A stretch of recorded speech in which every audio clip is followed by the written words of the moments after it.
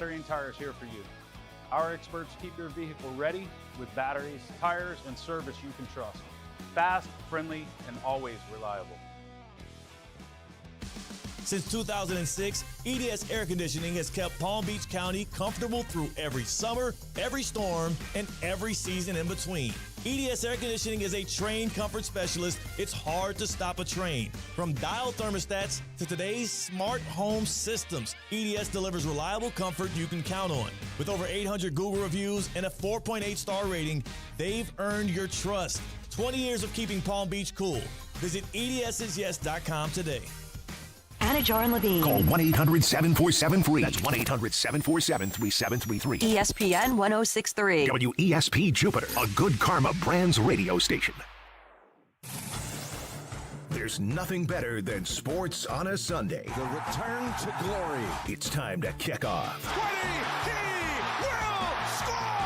Tip off. Way downtown, bang! Bang! Or tee off. They're going to go nuts when he hits this thing. On Sunday Huddle with Colin Russo, presented by Hard Rock Bet. It is officially the last Sunday Huddle before we get into college football season. It is August the 23rd. It is 2026. It is Colin Russo and it's Damian Perez. It is Sunday Huddle, presented by Hard Rock Bet right here on ESPN 106.3. Good morning, ladies and gentlemen. Hope everybody's enjoying their Sunday drive. Heading back from brunch, heading to church, heading to who knows what. But I hope everybody's going to enjoy the next 2 hours that we got you here on ESPN 106.3, streaming live on YouTube, ESPN South Florida, ESPN West Palm on Twitter and Facebook.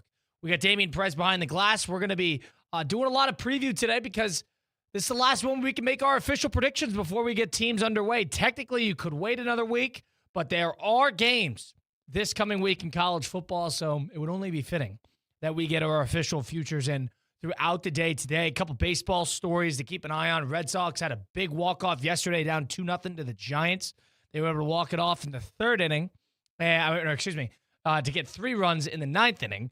And the Red Sox, continuously just continued to shock the world. And how about a good stat here? Pete Crow Armstrong earlier this week was the first player in MLB history, I believe, to have a walk-off homer and then a leadoff homer in one game. Randy Arozarena did the same thing against the Cubs, and the walk-off homer was above Pete Crow's head in the outfield 4 days later. Does PCA have a case at the MVP?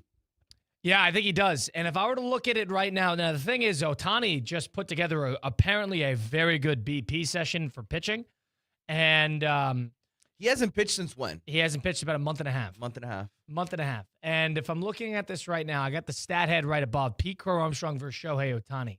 Pete Crow's got a 7.9 WAR. WAR's not everything, so let's get that out of the way. Ohtani's WAR actually gets hurt because he's on a great team. But Pete Crow's played 10 more games. He's got more plate appearances because of that. But he has 3 more hits. He's got 2 more homers. They get the same amount of RBIs. He's got 20 more stolen bags. Ohtani's got a better batting average. He's got a pretty noticeable better OBP. Slugging has Crow Armstrong by .002. OPS in favor of Ohtani, and so on and so forth. Obviously, we don't need to get into the defensive stats that Pete Crow has over Ohtani because he plays center field and Ohtani's a DH. But Ohtani's a pitcher, though.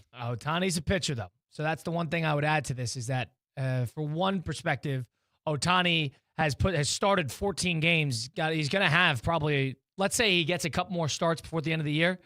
And we're looking at potentially, 115 innings pitched.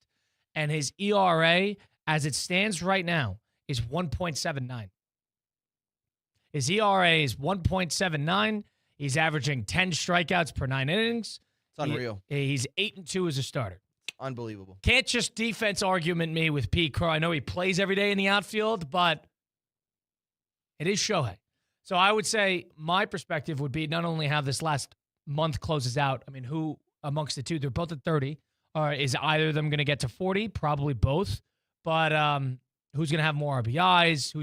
Is anybody going to slump for 2 weeks? That's the real question. Right. And on top of that, I think the thing about Pete Crow that helps him is, it didn't help. He's on a team that if you remove Pete Crow Armstrong from the Cubs, are the Cubs where they're at? The answer is probably no. Right? If Pete Crow is not on the Chicago Cubs this year, who are sitting at 74-56, and firmly in a good spot for probably a home wild card series, and if you remove him from that, they're probably out of the playoff picture. And you can't make that case for the Dodgers. I think they still make the playoffs without Ohtani. Are they? They're probably still in first place. Right. They're probably still winning the division without Ohtani. And I love Ohtani. And I'm in favor, if he deserves it, continue to give it to him. At the end of his career, all for all inclusive purposes, the award should be named after Ohtani. But there's something to it when you play on that great of a team. Hurts you a little bit because value is relative to where you're at.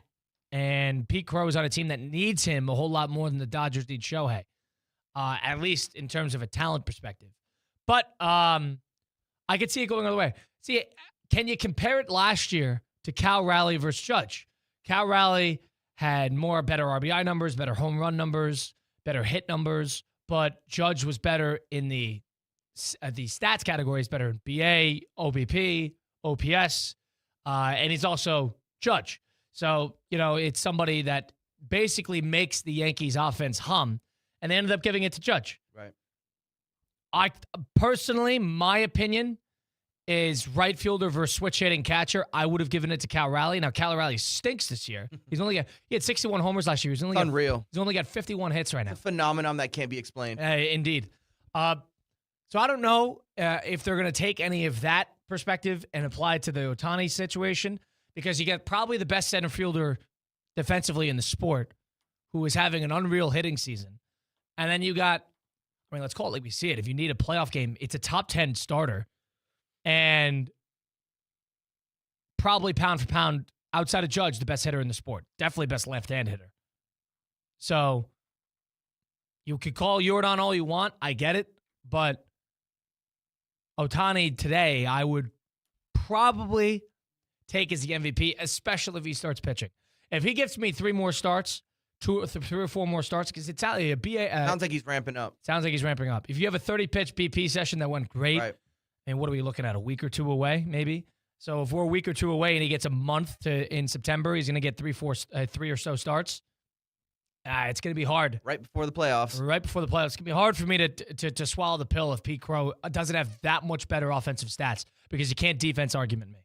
But speaking on the baseball side of things, the Dodgers 79-51. They turned it around a little bit after a little bit of a slump right after they got Scooble for about a week or 2. But they're still behind the Brewers. The Brewers beat them in a series last weekend, so they firmly are in that first place spot. Scooble lost his first 2 on the mound, right? Yeah, and Scooble pitched last night, and he pitched excellent last night. I believe he pitched like 107 pitches. Let me take a look here. 106 pitches. And, he went 7 innings. He had 11 strikeouts, gave up 3 earned, but, it was a pretty good outing, and he got the win. So the Dodgers are happy with what they're seeing from Tarek Skubal. And that was a move for the playoffs, ultimately. It is still my favorite. We've talked about it. And have you seen the stuff with the owner as well? Has been unbelievable. The owner has been, trying to fly under the radar, which you haven't seen anything about. You haven't seen any coverage, reporting, nothing. It's getting dug. About the Dodgers owner, Mark Walter, which we talked about during the week a little bit. The Dodgers owner, Mark Walter, getting investigated and needing to pay back $20 billion in loans off of faulty insurance, fraudulent loans that he had from the government to his insurance companies that he never paid back and he never disclosed.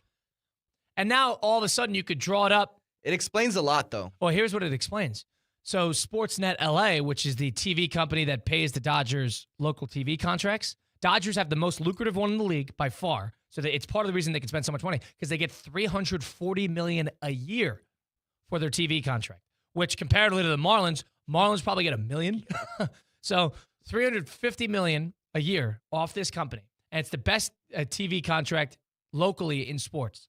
And if you go deep dive into the books, Sportsnet LA is not only in debt, they're in debt $1.5 billion, and the 5 companies that are sort of the collateral holding this debt on their balance sheets are 5 companies that Mark Walter owns. Oh my! So he doesn't care. That's for taxes. That's exactly what it is. He doesn't care that they're in debt because he's the lender and he's the borrower at the same time, which is a closed loop, which I don't think is illegal. But if you're going to do it, you got to disclose it, and he didn't disclose it. So not to get too finance on it. He's walking a fine line. And another thing, the fact that the TV contract is operating in a debt, right? They're doing that purposefully because when you operate in a debt, you're exempt from certain rev share taxes that the MLB puts on the local TV Keeps contract. Uncle Sam off of you. That's it. Keeps the MLB off of you, and that rev share that they'll spread out to the rest of the league, they can't take as much because technically you're a dying business, 1.5 in debt. It's unbelievable. It's a dodge. It's a dodge. The Dodgers are dodging every part of, financially including themselves within the constructs of the league. They got to be able to, a little rev share doesn't hurt. You know what? Damien, what am I going to say? The answer is get a cat, get a floor.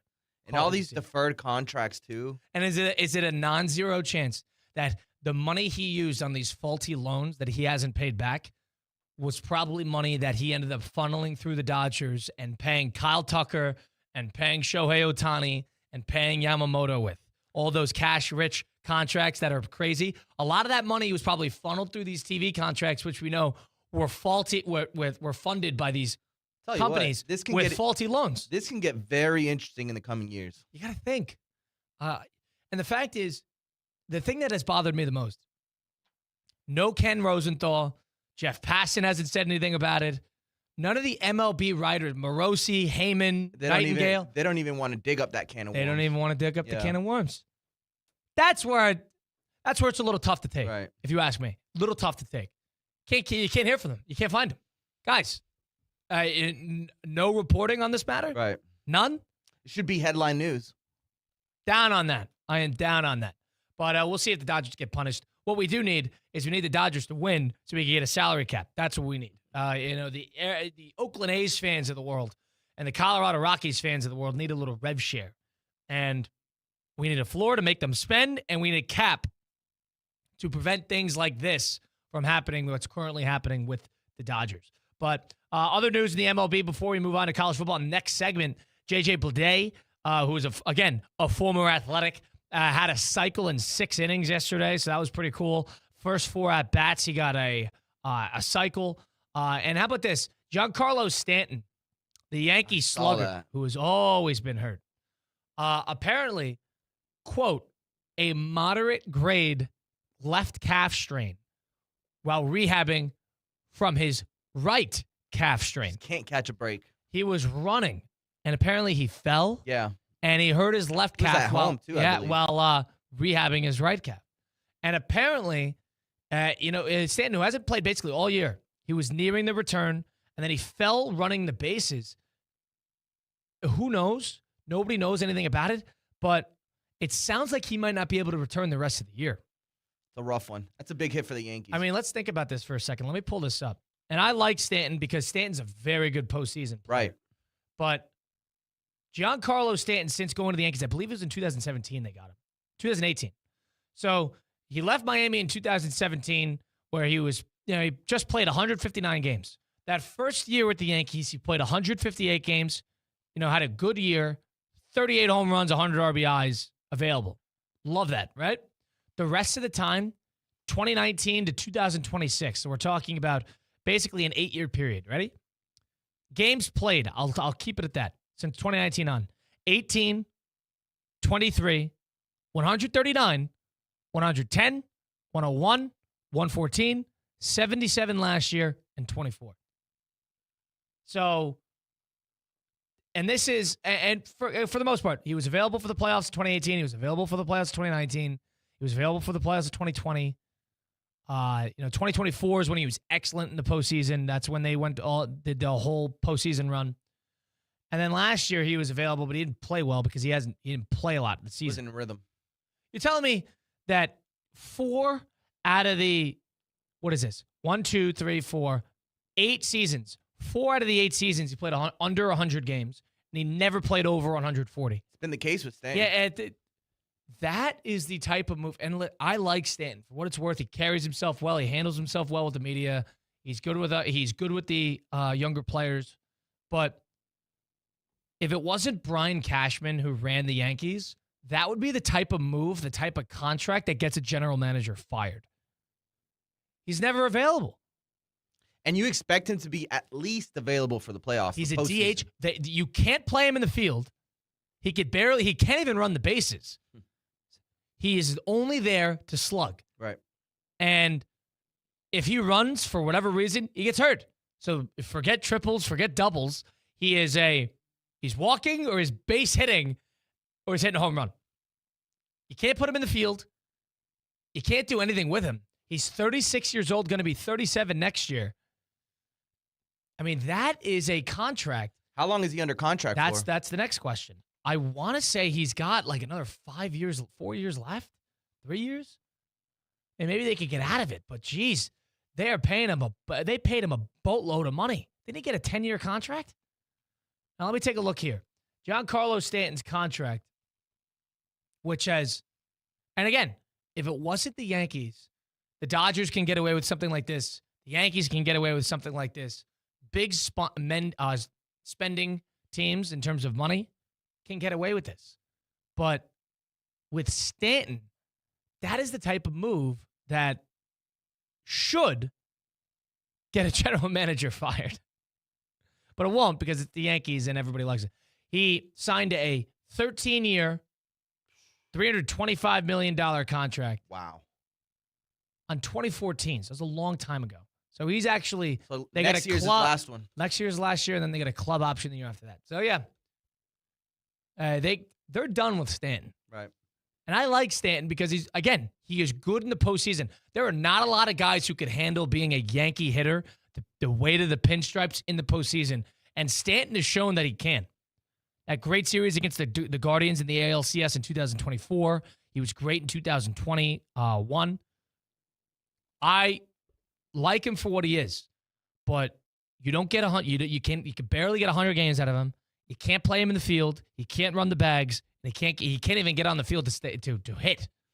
That's where I think this circus has ran its course. And the guy's made plenty of money, and he's a good guy, and he's handled himself well. And you know what? He was good with the Marlins when he was here. When was he scheduled to be back before the setback? Before the end of the year. So now it's because that's all they care about. They just want to get it ready for October. Get him ready. Yep. That is the type of move that will get a general manager, that could get another general manager fired. But it's the Yankees, so they could get away with it.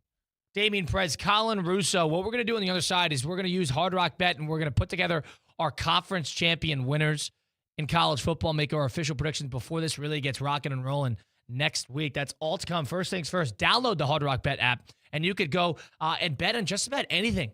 Bet on anytime home run parlays. Bet on anytime hit parlays. Bet on strikeouts, game-by-game live bets, overs, unders. Hard Rock has it all. It is so easy because it's catered to both types of players. If you're the new player, then you can figure it out. If you don't really know what you're looking for in a sports book, well, the interface is catered to somebody like you who's still trying to figure it out. If you're somebody who's experienced and you're looking for a lot out of your sports book, you want to get really creative, really down into the weeds of making peculiar bets, well, they actually have that covered too. You could also check out the Discover page. You could see other users' bets, what type of profit boosts and promo picks that they are using, and you can tap and tag along on their stuff. Go get your futures in. You get a couple more weeks for the NFL starts. You get a week before college football starts. So go take advantage of putting in your futures right now in the Hard Rock Bet app. Go refer a friend, get $50 at bonus bets, also additionally added to your account. It is all in one spot. It is all catered to you, and it's all available now. Damien and I are going to use it next. It's Hard Rock Bet offered by the Seminole Tribe of Florida. Must be 21 plus. Physically present in front of the wager. Terms and conditions do apply. If you're somebody who knows a gambling problem, please call 1-833-PLAY-WISE. On the other side, let's do our conference champion winners in college football. It's all coming up here. It's Sunday Huddle presented by Hard Rock Bet on ESPN 106.3. Don't miss Russo and Rizzo. Christopher Mad Dog Russo joining us now on Russo and Rizzo. I hear the temperatures are nice and cool. What's going on with that? Wow. I got high school football tonight. I was at Vero Beach last Friday in a press box with no AC. It was 94 degrees in the press box. I was sweating like Patrick Ewing in the fourth quarter. And, I'm from the north, man. It's been hot down here. What are you taking video of the JV football? Is that what you're doing at 8 o'clock at night? It's Russo and Rizzo, weekdays at 4, here on ESPN 106.3. Live from the Anajar and Levine Accident Attorney Studios. Anajar and Levine Accident Attorneys. Call 1-800-747-FREE. This is ESPN 106.3. Big summer flavor is waiting at DQ Grill & Chill. Right now, enjoy the perfect $7 meal deal. 3-piece chicken strips, fries, medium drink, and a sundae, all for just $7. And for $2 more, you can upgrade to the new DQ Blizzard of the Month. Nestle drumstick with peanuts. Bite into choco-covered drumstick pieces, plus peanuts blended into DQ's world-famous soft serve. It's the perfect crunchy and creamy treat all in one. And it's only at DQ Grill & Chill, 4828 Lake Worth Road and US 1 just south of North Lake.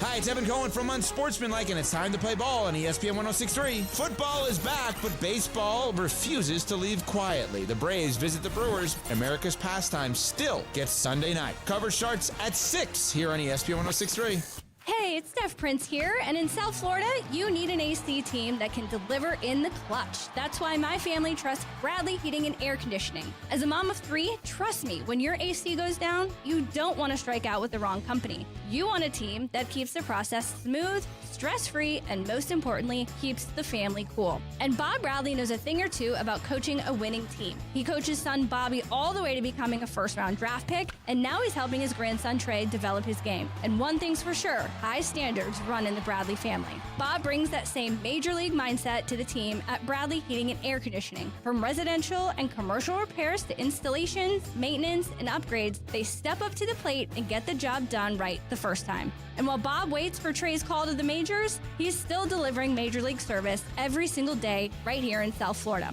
Call Bradley Heating and Air Conditioning today at 561-793-7497 or visit bradleyair.com. Business owners, are your employees driving you nuts? Is money tight? Or have you just poured your heart and soul into your business and now it's time to retire and just relax? At Transworld Business Advisors, they have buyers from all over the world ready to buy your business now. Call for a confidential conversation about your business's current value. 561-203-5121. That's 561-203-5121 or visit tworld.com today.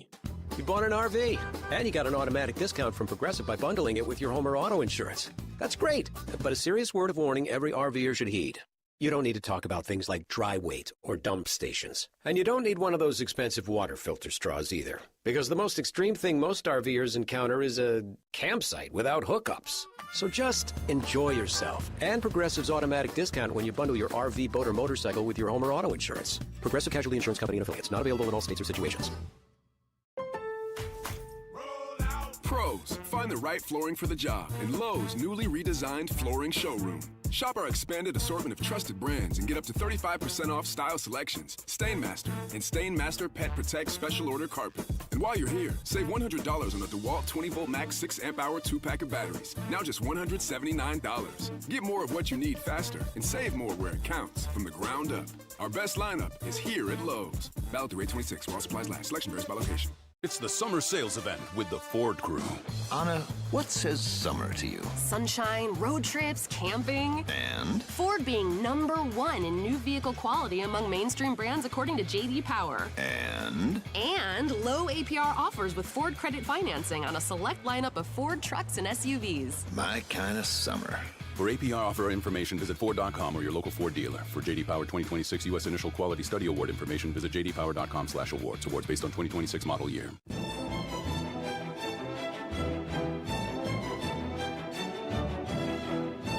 Roadrunner. This is Sunday Huddle with Colin Russo, presented by Hard Rock Bet. You drive down 95, and all of a sudden you get into a little bit of a fender bender. You need to make a decision on an accident attorney. You dread the day that you actually need to do something like that, but when you do, you can't make the wrong decision, and more importantly, you can't settle. That's why Mark Anajar and Glenn Levine at Anajar and Levine Accident Attorneys are your one-stop shop for anything accident attorney coverage. That's car accidents, that's truck accidents, that's slip and falls. They fight for you, and you know that they will because they don't get paid unless you do. They want you to get the maximum compensation that you deserve. Call them today. They're the best in South Florida, and do not make a mistake when you're going to make a decision on your accident attorney. Don't settle for anybody. Go get the best, and go get Anajar and Levine. Pick up the phone. Take back control of your life today. Make one call to them. Get that free consultation, then you are off and running. That is Anajar and Levine Accident Attorneys. Take back control of your life. 1-800-747-FREE. 1-800-747-3733. Anajar and Levine Accident Attorneys. Colin Russo, Damian Perez. It is Sunday Huddle presented by Hard Rock Bet on ESPN 106.3. We got you up until 12 today, a longer version on the 23rd of August, the last Sunday Huddle before we have official college football to react to. Looking forward to that next week. Next week's, college football week is strange. Not only one ranked team in the top 25 preseason, I should say, is playing, and it's USC against San Jose State. But they got North Carolina and TCU, which is going to be in Dublin, Ireland. Outside of that, I actually like the best game of the day is next Saturday at 3:30, NC State, Virginia. Virginia coming off an ACC championship loss, and then NC State, who I actually think could be underrated because they got a lot of guys returning. They got a good coach in Dave Duran, and they got a good quarterback. True junior C.J. Bailey, who's a Miami kid, and had a very good season last year, could absolutely be a first-round pick if he plays his cards right. So, there's about 9 or so games next week, including Florida State, who play New Mexico State at 7 p.m. on the CW. But they need a good start. Yeah, they need a good start indeed. And I'm curious to see what Ashton Daniels looks like. So you got just enough to get you through the week. Just enough. You don't get a ton, but you got just enough to get you through the week. But nonetheless, we'll get into that a little further on. Damien, let's do this properly. Let's figure out our preseason predictions officially. We're going to put together our Power 4 conference champion winners. All right? And you have your 4, I have my 4? Correct. All right. So I'm going to put this I'm going to take a look and see if on the app, the Hard Rock Bet app, because of course we're presented by Hard Rock Bet, is if they have these futures available. And they sure do, I believe, because I want to take a look at the winners for each. No, they have every single conference, but we're going to stick to the Power 4 for now. I want to start in probably the most obvious one. Let's do the ACC. Okay. Pretty chalky. Do you have a any surprises? Yeah, here? you need a surprise, Damien? I don't think I do. Miami is minus 150 to win the conference. That's where I'm at. What's the second highest? They've never won. Is Duke the second? Is Duke second? SMU is second at plus 700. Louisville is third at plus 800. If there is a value pick, Louisville. No. Virginia Tech. Really? I mean, yeah. Plus 2,500. Makes sense. They just got James Franklin. Plus 2,500 is Virginia Tech. That's the one I like. You'd be buying into James Franklin at that point. That's it. That's the only thing you're buying. It's the only thing you're buying at that point. But I agree. Miami's going to win this conference. Are we crazy? We're going to bet against Miami? Right. Coming off a national championship berth. They're picking up Mensa. I mean, I feel like that's the odds. Mark pick. Fletcher's back. Right. They got Malachi Toney's back. They have a ton of transfers. They have 3 or so great receivers. And you think Mensa will be better than Beck? I do. I think so too.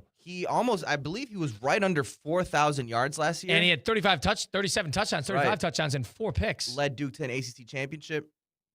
You can make an argument that he's the reason Miami got into the playoff last year. Because he knocked Virginia out. Right. And therefore the playoff needed an ACC team. And then in comes Miami, who leapfrogs Notre Dame.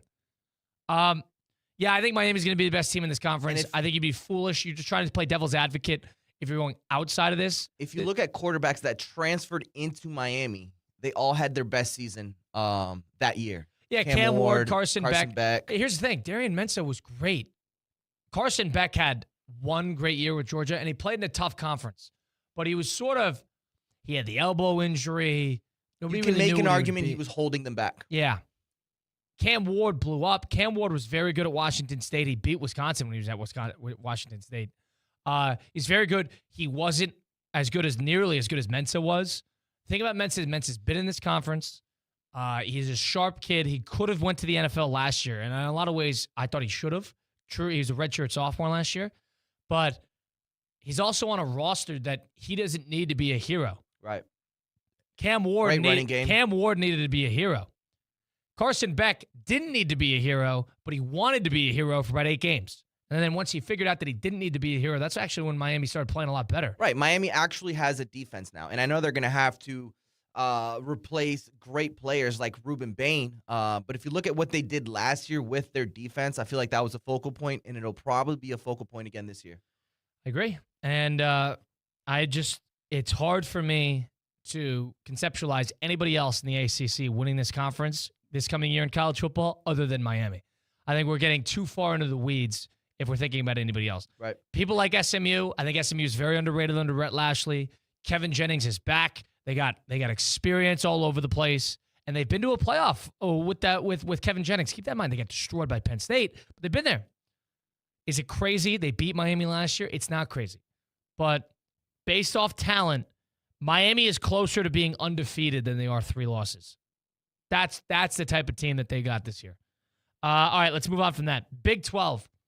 Big 12's interesting. This one's open. Because they got Brendan Sorsby at Texas Tech, who lost his eligibility because of the gambling crisis.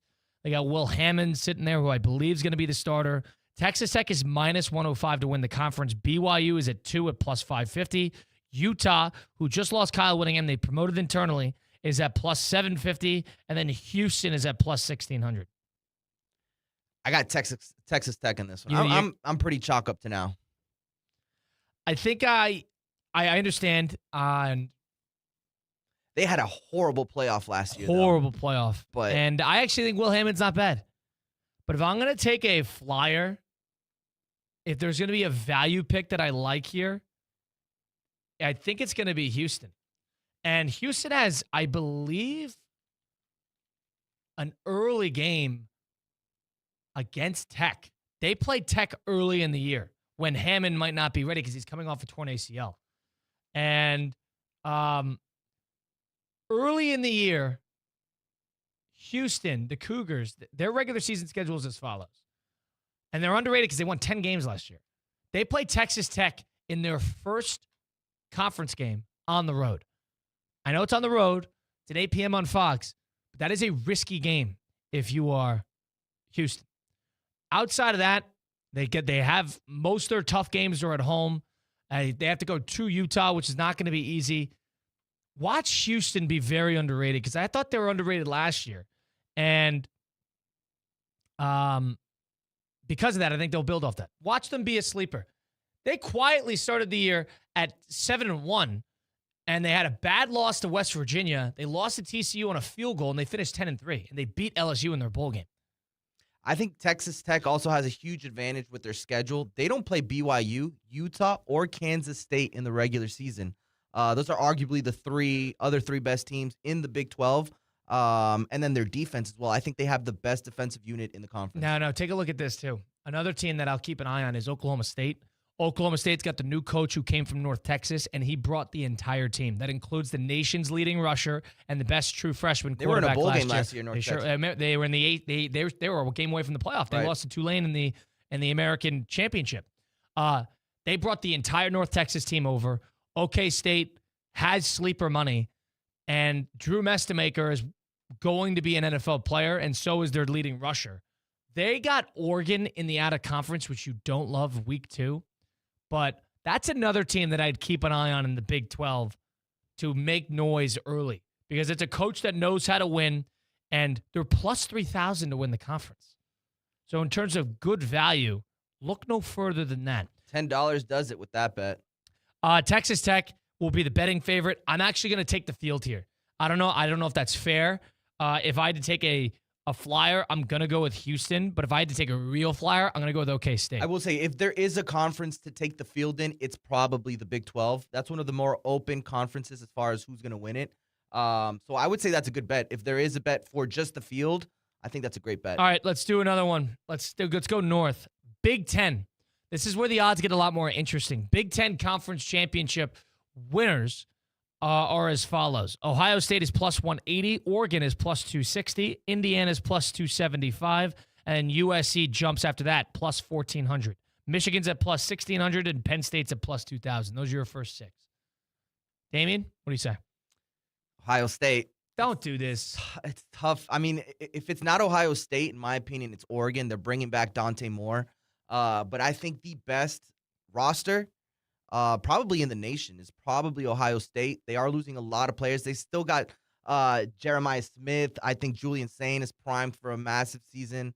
I know it's very, very chalk so far, but for me, it's got to be Ohio State. Yeah. You're not taking Indiana to repeat. No, they'd be my third option, actually. I have Oregon ahead of them. So you're down on Indiana. Indiana's at number 6 in the AP poll right now. And Indiana's schedule Could be a mistake, but yes, I am. Indiana does not have Oregon on the schedule. They do not have Penn State on the schedule. They play Ohio State and Michigan. They play USC and Washington, but they do not play Penn State and they do not play Oregon. So they avoid those 2 teams. They don't play Illinois. So not that bad of a schedule comparatively. I'm actually going to go with the second team you said. I'm going to go with Oregon. My theme with college football is it's always a different team's year. Things all come together. Everything clicks into place. Ohio State had 2 losses in the regular season, but once you got to the postseason, it all clicked. Indiana last year, it all clicked. Michigan 2025, 24, 25, it just all clicked. Simple. 2023, I should say. It all clicked. It was all clicking for Oregon last year, too. No doubt. They return like 70% of their defense. They lost both coordinators, which I don't love. But Lanning's due for a big year. They convinced Dante Moore to come back. They got talent all over the place. Oregon is going to be the team I got my eye on, not only to win the conference, but I'm going to keep a steady eye on them to win the title. Because their schedule in the regular season, they're out of conference. It's completely fine. They are at OK State, which could be a trap. But they got USC on the road, which is a warm weather game. They got at Ohio State, which will be tough. Michigan at home and Washington at home. Their road games in the Big Ten are Illinois, Michigan State, and Ohio State. I guess if you want to count USC. So it's not great, but for what it's worth, I think if there is a team that is due, I am going to keep one good look at what Oregon has together. I think Oregon's going to be the team not only to be a major problem, but I think they might be the team to beat in the Big Ten. So I'm going to go with them as my Big Ten winners. Do you think there's any flyers here that we're potentially missing? Something that's worth the value pick. You think Penn State could have a big year? First year under Matt Campbell. They're plus 2,000. I don't. I'm not high on Penn State at all. Maybe Michigan. You like them with the new coach? I think there's so many new coaches. That's the thing. But Michigan is a team that, they have Bryce Underwood sitting there. They got a lot of those guys coming back. And I feel like in that conference, they're a team that they know how to play the conference. They've been one of the top teams in that conference for the longest. So it's just a team that, you always got to pencil in no matter what their situation is. But one of the big advantages I think Ohio State has this season, apart from the obvious stars on their offense, is their offensive line. I think in the conference, they probably have the best offensive line, returning 4 out of 5 starters, including their All-American center. And that's big when you're going up against these big defensive fronts in the Big Ten. Yeah, the thing about them, Ohio State, and I agree, Ohio State's going to be great, but they got road games at Indiana, at Texas, and they're home against Oregon and Michigan, and they're at USC on the road. And they get USC and Oregon back-to-back weeks. So they're going to go to California, and then they got Oregon coming into town right after that. That's the game that I think will decide it. That and November 7th game against Oregon. A trap game amongst all trap games. They're at Iowa, too. Tough one. Iowa's always a pain in the rear end to play in that building at Kinnick Stadium. I'm just saying, is there a non-zero chance they don't even make the Big Ten championship game? Yeah, there's a chance. Ohio State? Yeah. Yeah, I mean, that schedule is tough. They also get Texas early on in the year. If they drop the Michigan game somehow, some way, and then they lose another regular season game, they're not going to make that they're not going to make that conference championship game. Especially with the conference, I think, strengthening up with the emerging of Indiana. Yeah, right. So, like, there's going to be 3 or 4 teams that are vying for a spot. And if they drop 2 games, there's a good chance that they don't make that Big Ten championship There's game. definitely less room for error. Absolutely. And they're due for it because Ohio State had a cakewalk of a schedule last year, so they're due for a tough schedule. That's the only reason I'd stay away from Ohio State. And in terms of they could win it all, they're good enough to win it all, but I wouldn't take them to win the Big Ten championship, not only because they're only plus 180, but the schedule is brutal. The schedule is brutal. At Texas, at Iowa, at USC, then home for Oregon, Michigan, and then I'm also forgetting at Indiana. That is a lot of tough games. They're at Nebraska. They're going to kill Nebraska. They get Northwestern home. They're going to kill them. Do you think Indiana's going to take a step forward or backwards I think Indiana's going to be a little under what they were last year. I think that's going to be a 1 or 2 loss team yet again. That will be a great team. It's tough to go undefeated 2 years in a row. I agree. And I like the quarterback they brought in, Josh Hoover. He was very good at TCU. I think he will be a pro. I think that's going to be another guy who blows up. But yeah, Indiana, they got a lot of guys. They got a couple guys, I think, coming back on the 5th-year exemptions.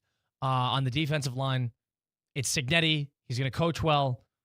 He's a rock-solid coach. They're going to have things figured out. I know they lost a little bit. They still got that Charlie Becker kid sitting there at receiver. I don't know. I got to wait and see on Indiana. It's hard for me to tell. But I do know what Oregon looks like, and I do know what Ohio State looks like. I mean, coming into last year, who would have thought? You know? Right. And the thing is, you know what Ohio State and Oregon look like because you know that trio on the offense. But Oregon would be my pick. I kind of think it's Oregon's year. I think they're due they're due to break through. They're going to have to win that big game that they so struggle with. Yeah. And, they beat Ohio State at home last year, or 2 years ago, the year that Ohio State won it all, but they cannot win the big playoff game. You're absolutely right. They lost to Washington 2 years, and the last year, Kalen DeBoer. And they had that terrible game last year against Indiana where they completely melted down. You got to think that might motivate them into a big year next year. So Damien says Ohio State. I say Oregon to win the Big Ten this coming year. Let's get to the Southeastern Conference, the SEC. This is the Wild West indeed. Absolutely. Georgia's at plus 275. Texas to win the conference is at plus 325. Alabama's at plus 850. LSU's plus 900. A&M's plus 1,000. Oklahoma's plus 1,000. Ole Miss plus 1,000. I hate going with all the favorites. I did not know that going in. You're doing Georgia? I'm going Georgia. Why? Who are you going? See. Why? My biggest point is Kirby Smart. Yeah, I agree. My theme is due. There is no team that's due for a run more than Texas. But you know who I think is a little bit more due? You gonna say Bama? Bama. Wow. I think Alabama's due for a big year. I mean, I would love that. Is there not a more guy who needs a validating year more than Kalen DeBoer at Alabama? Oh, he needs this. This could be the year where it's a make or break for him. They just announced their starting quarterback, and he's the true freshman Keelan Russell, who is the number 2 player in the class. Dual threat, right? He's a dual threat kid. I don't know if it's too early to ask the kid to be amazing early, but if there is a year where Alabama, I don't know enough about their roster in terms of what's coming back, but they're out of the top 10 for the first time in the preseason in like 10 years. Their schedule, they got Georgia at home, they got A&M at home, and their tough road game is at LSU. Keep in mind, they got Auburn at home, which means the game's not going to be a big-time game. They finished the year with at Vanderbilt, who's probably due for a down year, Chattanooga, and then Auburn at home. They got to go to Death Valley, which won't be easy. They got to go to Knoxville, which won't be easy. But their 2 top 10 preseason games are Georgia and A&M. It's not bad. And they open up the year, their first 5 are East Carolina, at Kentucky, Florida State, South Carolina, at Mississippi State. It's not awful.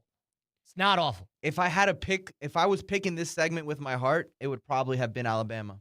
I just think Kalen DeBoer is due for a validating year. They're sort of sitting in that 8-9 win territory consistently.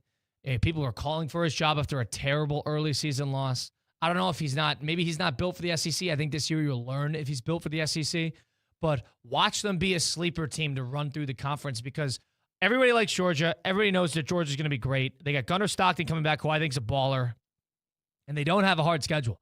They do not have to play LSU, and they do not have to play Texas. And when we're looking at teams who are the most complete, I would put Georgia up there with no doubt, probably the most complete team in the nation. I mean, think about it. They do not have to play Texas. They do not have to play A&M either, and they don't have to play LSU. That's 3 top 15 teams in the SEC that they avoid. They have to go to Ole Miss, and they have to go to Alabama. They got Oklahoma at home, and Oklahoma's a weird one. I could see Oklahoma being pretty good too. Not great, but pretty good. Outside of that, this is not a tough schedule for Georgia. So in terms of being there, I would bet you're right. There's a chance they be there. But the one game that might differentiate whether they get into that Big Ten or the SEC championship game or not is the Alabama game, and that's in Tuscaloosa. And we've seen Bama kind of be that thorn in Georgia's heel. Nobody plays Georgia better than Alabama. Right. Even with DeBoer, because they beat him at Georgia last year. Those games are always electric, too. Nobody plays Georgia better, and nobody's more unafraid of Georgia than Bama. They lost that game last year, and that was when Georgia was it was the only loss in the year in the regular season. 2 years ago, the duel that Milroe and Carson Beck had. Yeah. I believe that game was in Georgia. Alabama ultimately ended up winning it off that Ryan Williams insane catch. But those games are always one of the best games of the season, no doubt. It's a crazy rivalry they almost have. And it's crazy how Georgia's not afraid of anybody but Alabama. I think Alabama's a very good. The thing is, their big game of the year is against Georgia at home. And Bama plays Georgia well. I know Georgia might be pissed off that they lost that game last year at home. But there's something about Kirby and the ghosts of Nick Saban that haunt him in that stadium. Keep that in mind. Alabama will be my sleeper, plus 850 to win the SEC. And obviously, I haven't seen the teams play yet. And all these teams are different. They got 100 new players. You're going to learn a lot in the first 3 weeks. You're going to get a feel. This is all preseason predictive. So who knows? But that's the two I'll keep. That's the one I'll keep an eye on. LSU, you're down on?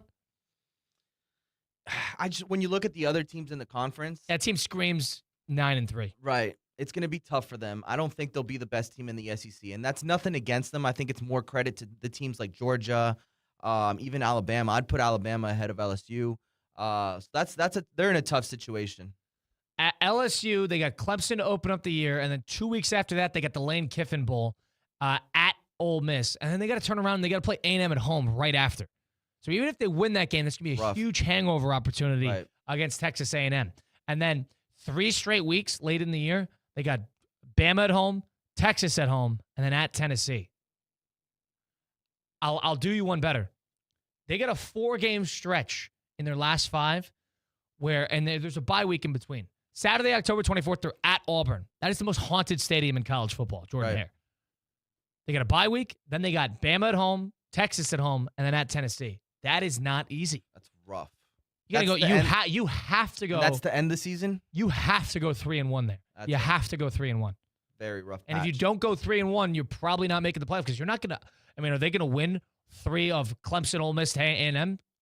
If the answer is yes, then we could have a conversation. But they're probably going to go 2-1 in those 3 games. I'm not sold on LSU figuring it out year 1 under Lane Kiffin. And I'm down on Lane Kiffin. This is more of a year 2 thing for LSU rather than year 1.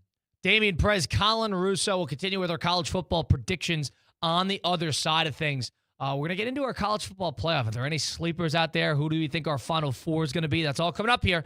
It is a college football prediction show of Sunday Huddle, presented by Hard Rock Bet and ESPN 106.3. Live from the Anajar and Levine Accident Attorney Studios. Anajar and Levine Accident Attorneys. Call 1-800-747-FREE. This is ESPN 106.3. Hungry? Time for a power play at Duffy Sports Grill. We're talking juicy burgers, crispy chicken tenders, stacked sandwiches, and wings tossed just the way you like them, all part of the power play lineup. Big flavor, real portions. Choose your entree, side, and drink starting at just $13.99. So whether you're watching the game or just playing MVP at lunch, make your move with the power play at Duffy's. Duffy Sports Grill. Our game is always on. Hi, it's Evan Cohen from Unsportsmanlike, and it's time to play ball on ESPN 106.3. Football is back, but baseball refuses to leave quietly. The Braves visit the Brewers. America's pastime still gets Sunday night. Coverage starts at 6 here on ESPN 106.3. Need an extra boost? With Boost Checking from Flagler Credit Union, you can earn up to $700 each year with a 7.0% annual percentage yield on balances up to $10,000. That's real money for real moments, like a family getaway or treating yourself to something special.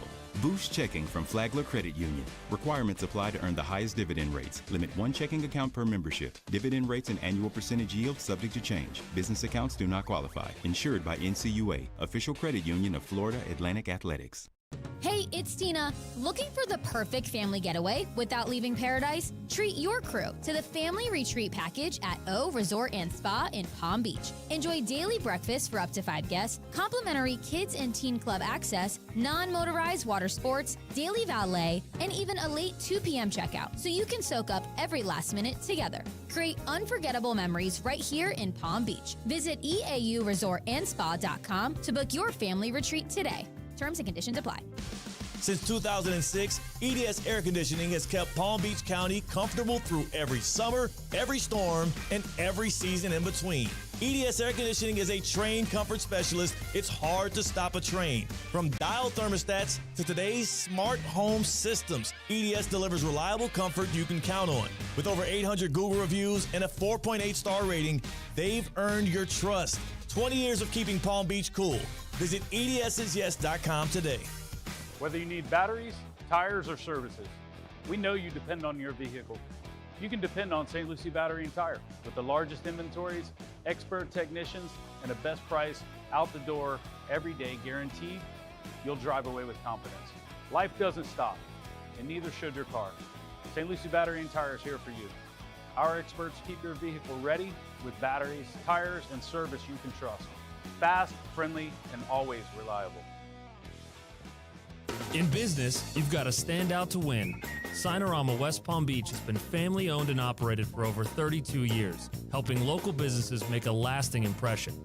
Our team knows how to put your business in front of the right customers with signage that actually works. We can turn blank windows or plain vehicles into bold, attention-grabbing branding that drives results. Ready to step up your game? Call us at 561-687-7993 or visit SinoramaWPB.com. Well. Looks like your well water could use a little help. If you're dealing with hard water, funky smells, or water that just doesn't taste right, it's time to make your well water swell water with Culligan. Hey, Culligan man! Their customized water treatment systems help deliver cleaner, better tasting water all throughout your home. And right now, you can try Culligan for just $10 a month for your first 3 months. Serving South Florida since 1936. Schedule your free water test today at Culligan.com.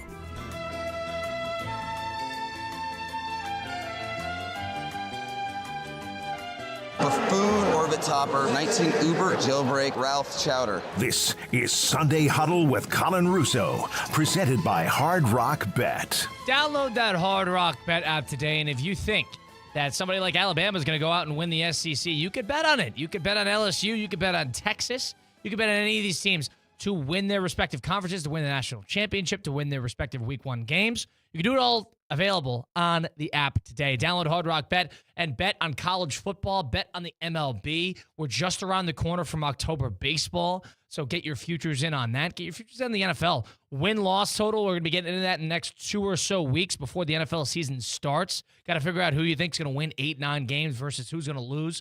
All the big games on their schedule, and they're going to be a trendy, popular under. You can do all this on the app, and it's so easy to get involved because it's catered to both types of players, the new player and the experienced player. Go check out the Discover page, see other users' bets, see what type of profit boosts and promo picks. Follow them on Instagram. They'll tell you when you can make an extra 30% on your comeback on bets when you bet Week 1 in the NFL, whatever it might be. Refer a friend, get $50 in bonus bets as well. That is Hard Rock Bet. It's offered by the Seminole Tribe of Florida. Must be 21 plus, physically present in front of the wager. Terms and conditions apply. You or somebody knows a gambling problem, please call 1-833-PLAY-WISE. It is Colin Russo. It is Damian Perez behind the glass. We're at the City Place Studios in downtown West Palm Beach on a hot Sunday morning, Damian. A hot Sunday morning. I've heard from so many South Florida natives, and Damian is one himself, that this is one of the worst South Florida summers that we have had in years. Absolutely brutal. I feel like the strength of the sun is just like intensified throughout the years. So you think you agree, though, this is one of the worst that you can remember? Absolutely. And I feel like that's something that you say every year. You know, this is the worst summer. But this one, I've heard this from people who, it's 40 years down here. I mean, you walk, what is it, like half a mile from the parking garage to the station. Got a full sweat. You're sweating. Feels like you just ran a mile. So. Brutal indeed. And summer is something there's no afternoon showers. Yeah. That was August last year. It rained every single day. It does cool things off, but that does bring in the humidity, which people would argue the humidity is probably the worst part of summer. But I agree. It's humid regardless. Yeah, you're not going to get away from it. Might as well get those showers. I was just thinking, like, I'm not looking for it because at the end of the day, it does rain whenever Mike Rizzo and I are off the show at 7 o'clock and we're walking back to the cars. Just wait till the remote starts. Yeah, right, honestly.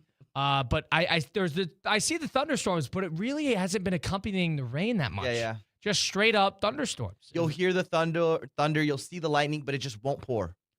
Very strange. Very strange. A bad summer indeed in terms of weather. One team that we were looking at in terms of schedule is the Texas' schedule for college football in the SEC this coming year. Let's think about Texas for a second. They really don't even get a day off. They opened the season with Texas State. They got that Ohio State game, which is going to be a night game at home. That would be a very tough game for Ohio State to win. They got UTSA, the week 3 as their bye game. Then their first 4 SEC games are at Tennessee, which is a tough road environment. It's a day game, but it's a tough environment.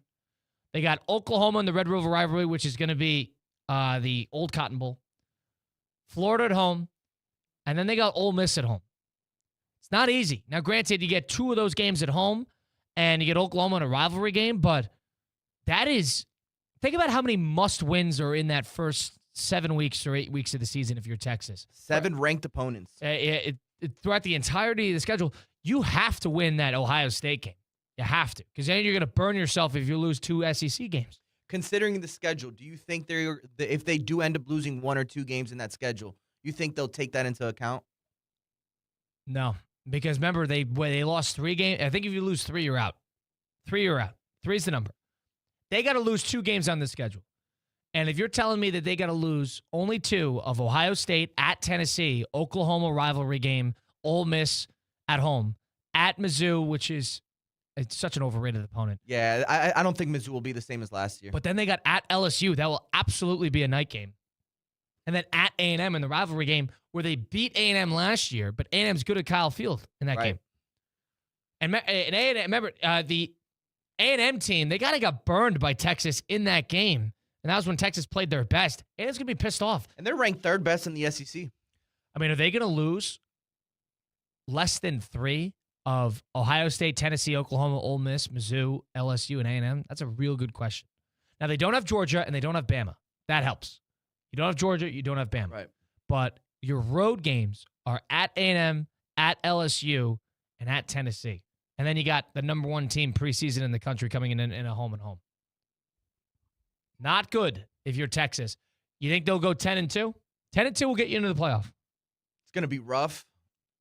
I don't think they will. If they lose the Ohio State game, they drop the Oklahoma game in a rivalry, and then they lose at LSU, all of a sudden, they're not getting into the postseason.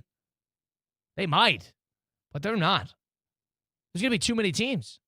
And I feel like Texas, this has been their issue coming into the last, I believe, 2 seasons. It's the expectations and managing those expectations. I think they're coming into this season regarded as probably one of the best rosters they've had in recent years. So with that comes pressure. So just to see if they'll be able to deal with that, I think that's one of the biggest things with this Texas team. No doubt. This is going to, that's a bit of a gauntlet right there for Texas, but they're due for it. If there's any, and I said Oregon, I thought Oregon was due. And I think Texas in a lot of ways is due as well. They got this big fancy recruiting class that they had with Arch Manning a couple years ago. Arch Manning had his growing pains last year, which was expected. I anticipate Arch Manning to have a big year this year. They got a lot of guys coming back. They got a lot of talent. They got a lot of NFL players defensively. They got Colin Simmons sitting there defensively. Is he your Heisman favorite coming in, Arch Manning? No.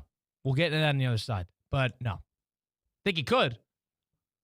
This guy, they're not giving the Heisman to a kid on a 3-loss team. We'll say, though, if he does look good against the schedule, it'll make his path a lot easier to Heisman. Texas had a schedule like this a little bit in 2019, and they, ran the table. But you need a 2019 LSU team enabled when you're doing that. This is what that feels like a little bit. You want to immortalize yourself, you got to win all these games. But if there are 2 losses on this schedule for Texas, Ohio State week 2, Tennessee week 4, then all of a sudden you get the Red River rivalry after a bye week after that, week 6, and then you got Ole Miss at home, Mizzou at home, Mizzou on the road, LSU on the road, and then A&M on the road. Your last 3 ranked opponents are all on the road. 3 of your last 4 games. And remember, they didn't win many road games last year on their schedule. Road is where they got burned. They lost on the road at Florida. They beat Kentucky on the road, but it took OT. They escaped that game. Then they played the next week at Mississippi State. They won again in OT. They completely escaped that game. Then the road game they played at Georgia, they lost. They didn't win an SEC, or I'll just say this, they didn't win a road game in regulation all year. And you're telling me that this year, all of a sudden, they got to turn around and they got to play at Mizzou, at LSU, and at A&M? Not going to be easy sledding. We'll see what happens there. Damian Perez, Colin Russo, and the other side of things. Let's get into our college football playoff predictions because we'll put together who we think will be the sleepers, who we think will be the top four, more importantly, who we think our national champion is going to be. College football preview on the 23rd of August here, 2026. Damian Perez, Colin Russo to Sunday Huddle, presented by Hard Rock Bet and ESPN 106.3. Hi, this is Evan Cohen. Listen to me in the morning, 6 to 10 a.m. on Unsportsmanlike. The promotion run by the Akron football program, a season ticket holder could call the plays on the first drive. The AD, Dr. Andrew T. Goodrich, joins us here on Unsportsmanlike on ESPN Radio. Our show over the last few years has been very involved with the Boca Bowl in Boca Raton, Florida. Can you say right now that if Akron makes it to the Boca Bowl, Unsportsmanlike gets a play? You're on. Yes, we got to play. Yep. Right here on ESPN 106.3. Anajar and Levine. Call 1-800-747-FREE. That's 1-800-747-3733. ESPN 106.3. WESP Jupiter, a Good Karma Brands radio station. Business owners, are your employees driving you nuts? Is money tight? Or have you just poured your heart and soul into your business and now it's time to retire and just relax? At Transworld Business Advisors, they have buyers from all over the world ready to buy your business now. Call for a confidential conversation about your business's current value. 561-203-5121. That's 561-203-5121 or visit tworld.com today. Did you miss Theoretically Speaking? So the NBA 2K27, which is the NBA's basketball video game, released the ratings. The Miami Heat's very own Bam Adebayo, captain, he received a 87 rating on 2K. Bam Adebayo is the first player in the history of the NBA to ask for 2K to lower his rating. You want to guess what number he wanted it lowered to? 83? Mr. 83, because he scored 83 points. That's very low for Bam. It is kind of low for Bam. I think he should be a little higher. Basketball players tend to be a little bit more vain. It's Theoretically Speaking, weekdays at 2, here on ESPN 106.3. It's the summer sales event with the Ford crew. Anna, what says summer to you? Sunshine, road trips, camping. And? Ford being #1 in new vehicle quality among mainstream brands according to J.D. Power. And? And low APR offers with Ford credit financing on a select lineup of Ford trucks and SUVs. My kind of summer. For APR offer information, visit Ford.com or your local Ford dealer. For J.D. Power 2026 U.S. Initial Quality Study Award information, visit jdpower.com/awards. Awards based on 2026 model year. Okay, here's the deal. You gotta get up, shower, get dressed, then get in the car, but there's a sausage McMuffin with egg meal, with crispy hash browns and small McCafe coffee waiting for you at McDonald's for just $5. Did I mention you can now choose hot or iced coffee? I knew you could do it. McDonald's, your morning, handled. Ba-da-ba-ba-ba. Prices and participation may vary. For a limited time only. Promotion pricing may be lower than meal pricing. Some people are embarrassed to admit they like saving money. Not me. I'm a fan of saving, and a fan of McDonald's. And while everything else keeps going up, nothing hits better than ordering the Big Mac meal. Crispy medium fries, ice-cold Coca-Cola, $8. It's delicious, it fills me up, and honestly, I'm proud of it. Big Mac meal, $8, only at McDonald's. Ba-da-ba-ba-ba. Prices and participation may vary. For a limited time only. Promotion pricing may be lower than meal pricing. Coca-Cola is a registered trademark of the Coca-Cola Company. Marlins fans, don't miss an exciting series when the Fightin' Fish take on the Boston Red Sox, August 24th through the 26th at Lone Depot Park. Enjoy Marlins baseball and score fan-favorite offers like 4 for $44, presented by Pepsi. And get 4 tickets, hot dogs, popcorn, and drinks for just $44. Or 2 for $25 and get 2 tickets plus 2 canned beers. It's the perfect night out for the whole family. Get your tickets now at marlins.com/tickets. My name is Whitney Allen, and I'm a widow. My husband, Ryan, died. We never thought we'd ever have to use life insurance, but the unexpected happened. With Ethos, signing up was fast and 100% online. You can get a quote in seconds, apply in minutes, and get same-day coverage. No medical exams, and you can get up to $3 million worth of coverage. I'm grateful we were prepared. Get your free quote at ethos.com/play. That's ethos.com/play. Paid spokesperson. Time spent on application may vary. Online health questions required. Hey, it's Black. And Abdallah. You know it. Football is back. Tailgates are firing up and fans are ready for kickoff. And that's exactly why we need to talk about making the right play. If you're drinking, don't get behind the wheel. That's right. Every day, about 32 people in the United States die in drunk driving crashes. That's one person every 44 minutes. That's a loss no team, family, or community can afford. So, before the game starts, make a game plan. Choose a designated driver, call a rideshare, or get a safe ride home. Drive sober or get pulled over. Paid for by NHTSA. Big summer flavor is waiting at DQ Grill and Chill. Right now, enjoy the perfect $7 meal deal. 3-piece chicken strips, fries, medium drink, and a sundae, all for just $7. And for $2 more, you can upgrade to the new DQ Blizzard of the Month. Nestle drumstick with peanuts. Bite into choco-covered drumstick pieces, plus peanuts blended into DQ's world-famous soft serve. It's the perfect crunchy and creamy treat all in one. And it's only at DQ Grill and Chill, 4828 Lake Worth Road and US 1 just south of North Lake. Need an extra boost? With Boost Checking from Flagler Credit Union, you can earn up to $700 each year with a 7.0% annual percentage yield on balances up to $10,000. That's real money for real moments, like a family getaway or treating yourself to something special.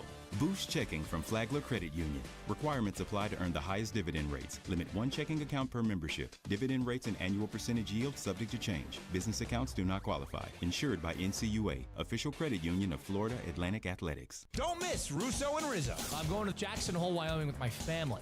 What do you got for us? Hey, I've been to Jackson Hole. Take 2 cans of bear spray because you'll miss the bear with the first one because you'll be so scared. So you need the second one in case you're not dead. Don't ever hike alone in bear country. They'll never find you. And the last and most important piece of advice is when you're hiking in the group, make sure you're not the slowest runner. It's Russo and Rizzo, weekdays at 4 here on ESPN 106.3. There's nothing better than sports on a Sunday. The return to glory. It's time to kick off. 20, he will score! Tip off. Way down top, bang! Bang! Or tee off. They're gonna go nuts when he hits this thing. On Sunday Huddle with Colin Russo. Presented by Hard Rock Bet. That second hour of Sunday Huddle right here on ESPN 106.3. Colin Russo, Damian Perez for the City Play Studios in downtown West Palm Beach, where we got you for another hour up until noon today. Man City just had a late equalizer, Damian, but the 86th minute here? So no, it was in the, I believe, they scored 84th minute to make it 1-1, and then they went up like in the 92nd to win it 2-1. There you go. So they're back at it here with Haaland, who has shaved his head as the Premier League season starts. We got Liverpool starting up in 25 minutes? I didn't realize they're going to win it here because I'm at the 89th minute on my TV, so I guess I'm a little behind. Oh, you're well behind. I'm well behind. The game finished like 10 minutes ago. Right. Enjoy. Thanks. Thanks for spoiling it. That's the Damian Perez way. I mean, he'll tell you what's going on, and he'll break down the whole game. That one I will say I had no hope for. I had no idea. It's fine. Nonetheless, yeah, we're streaming live on YouTube at ESPN South Florida, ESPN West Palm, on Twitter and Facebook. All right, Damian, little college football here before we move on to other things. A couple things. Our national champions, I'm going to read you the favorites in college football, and we're going to come together and try to figure out if there's number. I want to ask you a couple things. Number one, is there a sleeper team that you think can make a playoff run? And number two, we're going to get into our Final Four. And our Final Four, I know there's a 12-team playoff, and then it's going to take 2 games just to get there, for certain teams at least. But I want to see the Final Four and then your national champion. To win it all, national champion, the odds are as follows. Ohio State's at plus 600. Notre Dame is tied with them at plus 600. Wow. Texas is plus 700. Oregon is plus 800. Indiana is tied with Oregon at plus 800 as well. Georgia's plus 850. Miami is at plus 1,100. And then A&M and LSU are sitting there at 2,000 plus 2,000 apiece. That is that disrespectful for Miami, would you say? That's so low. Disrespectful is probably the wrong word, but it's lower than I thought it would be. There's what, 6-7 teams ahead of them? Yeah, in terms of Miami, there are 6 teams ahead of them. I would probably say 4 teams should be ahead of them, but yeah. At minimum. All right, let's start it with this. I'm going to have you give your Final Four for college football, and then I'll give my Final Four. Remember, last year was, Indiana, Oregon, and then it was Ole Miss, Miami. Yep. Like, who would have guessed? Right. What do you got? So my Final Four is as following. I got UM. That's my first team. 1 game away from winning it all last year. Georgia, Ohio State. And then I actually have 2 Big Ten teams, in Oregon being that last Final Four team. Oregon, Ohio State, Georgia, and Miami. Yep. It's my Final Four. All right. So you think that Miami's going to be right back where they left off? You think Georgia's going to – I mean, Georgia, keep in mind, Georgia was in that game against Ole Miss, too. I think Georgia will win the SEC. Okay. And then Ohio State and Oregon, both going to be great? Yep. My Final Four, and no Notre Dame. No Notre Dame. It's actually my wild card. Not to spoil it. Right. Oh. My Final Four are going to be is as follows as well. I said I think Alabama's going to win the SEC championship game. I'm actually not going to take them to make a big run to that Final Four. The teams I'm going to take to make the Final Four. Oregon is one of them. No doubt. I'm not going to take Miami. I'm going to take Notre Dame. So I got Oregon, Notre Dame. Got to do one SEC. And I think it's going to be Texas. Wow. So no Georgia, no Miami. No Georgia, no Miami. Texas. So I got Texas, Notre Dame, Oregon.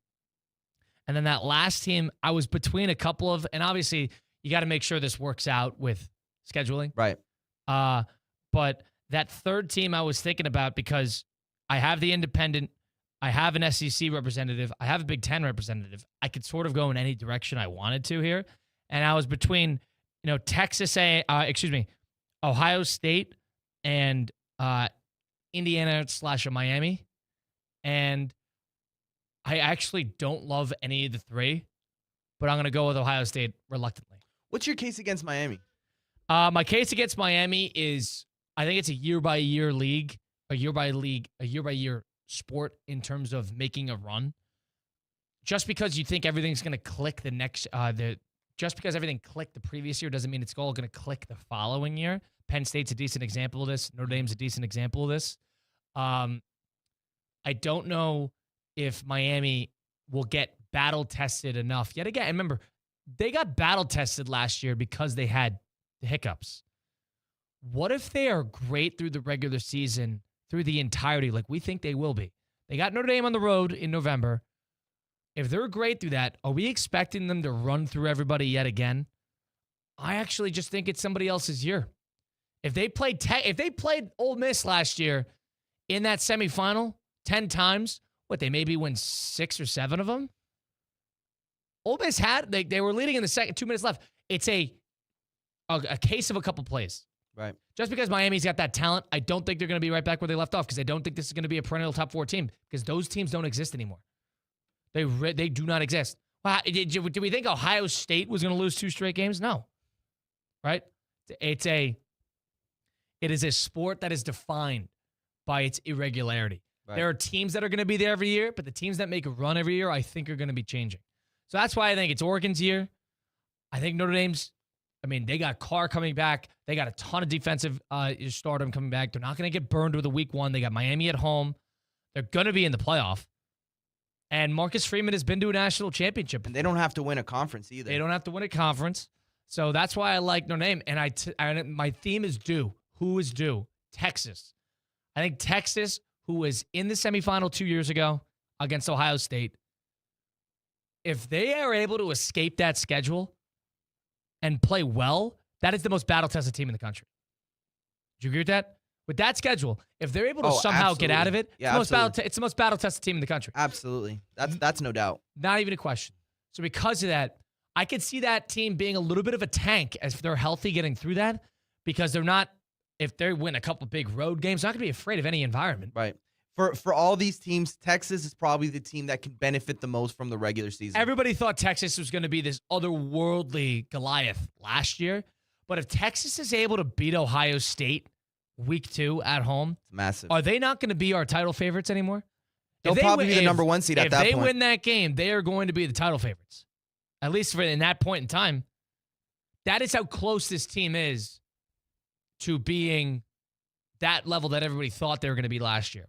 That's why I just think they're due. And the same thing with Oregon. I know Oregon's allergic to a big game, but there's something about returning absolutely everybody. If it comes to it, they got a good backup quarterback. And I think Lanning is due. They lost both their coordinators, which I don't love. They lost Tosh Lupoy to Cal, and they lost the other guy to Will Klein to Kentucky. But I do think that is a team that is due. They have more money than God. That is my theme. Due. And I'm going to have Ohio State there because Ohio State is sort of the old guard. And they they had a bad run in the postseason last year. You got to think they're due for a little bit of a bounce back. If you look at their roster, they probably also have, on paper, the best roster in the country. And they're losing a lot. Like, I remember, they're going to lose Jeremiah Smith. They're going to lose, Julian Sayin. Right, so this is the year. This is a year. Mm-hmm. This is sort of where it all comes together. And I like, and that's another team that I think will be battle-tested. They got a really tough schedule. If Ohio State is able to get out of that schedule and get into the playoff, they might have to play an extra game. But I do think that is a team that will benefit from their tough schedule come playoff time. That's why I'm all over that. Will they be battle tested when it matters? Ohio State, if they get to the point, will be. Texas, if they get to the point, will be. All over that. All over that. And then Oregon, on the other hand, Oregon's going to have a tough schedule too because I think Oregon is going to be my team to win the Big Ten. So they're going to have to deal with Indiana. They're going to have to deal with Ohio State. They got Ohio State on the road. So keep all that in mind. Your national champion. You told us your Final Four. Who do you have to win it all? My national champion is actually Miami. I think they got there last year. You're going to be right back where they left off and finish off business. I think they're going to be better this year. At quarterback, I think Mensa is an upgrade from last year, Carson Beck. This is the year. I think Miami can finally come back to that national championship and win it all this year. That's my national championship pick, UM. You don't think there's any sort of down year, hiccup? There's a runner-up syndrome, too. If you lose the national championship, sort of, you get a bumps in the road. Now, Washington lost their head coach when they lost to Michigan. But if you go on further than that, what was it, 2024 was Ohio State. They played Notre Dame. Notre Dame had sort of they didn't make the playoff the following year. It's just Indiana. They played Miami. Is Miami going to have a little bit of that runner-up syndrome that happens all the time in the NFL? I think apart from obviously bringing in Mensa, they still have a lot of returning talent like Fletcher, Malachi Toney. I think that offensive unit is going to be one of the best in the country. So I'll make the argument they'll be even better than what they were last year. My champion, so Damian Perez goes with Miami to win the national championship. Early preseason predictions.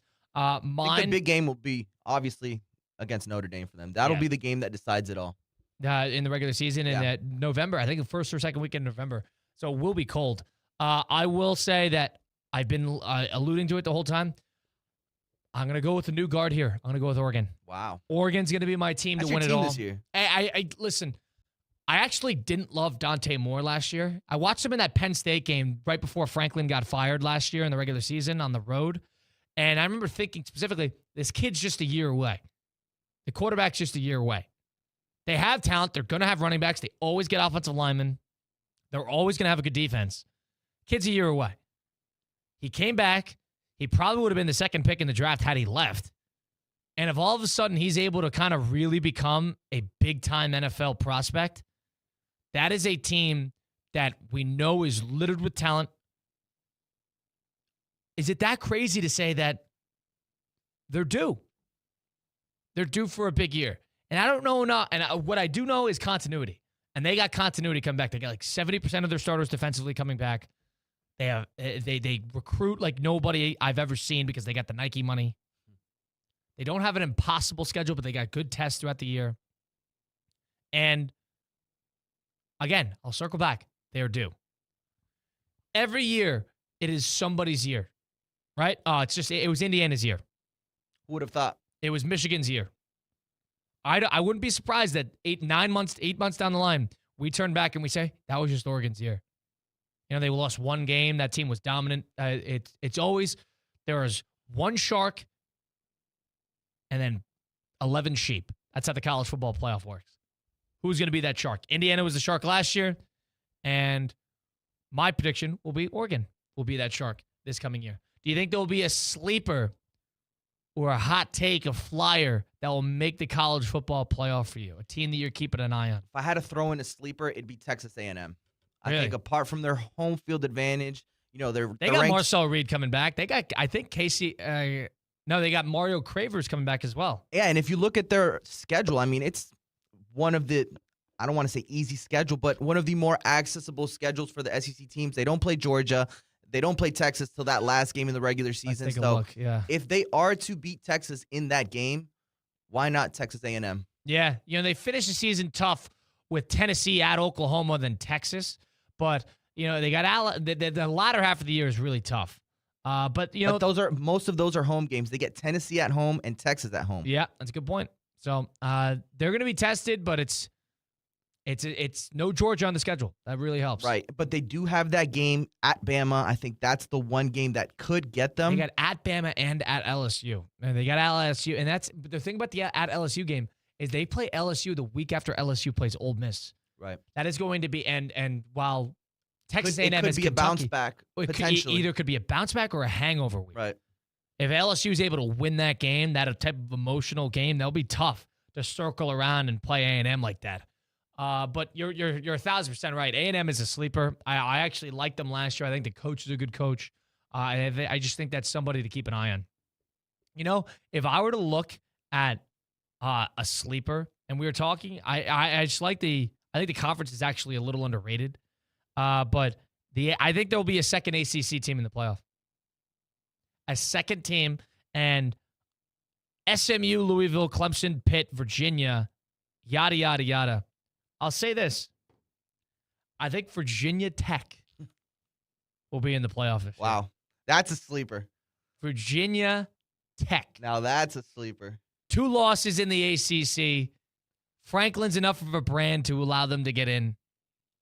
Watch Virginia Tech make a run to the college football playoff. That's one of those teams where they're going to need some help from the committee, though. It's just talk. He's a guy who feels disrespected. It's a team that feels disrespected. Nobody knows anything about him. They've sort of kept under the radar. And their schedule, you tell me if there's 2 losses here.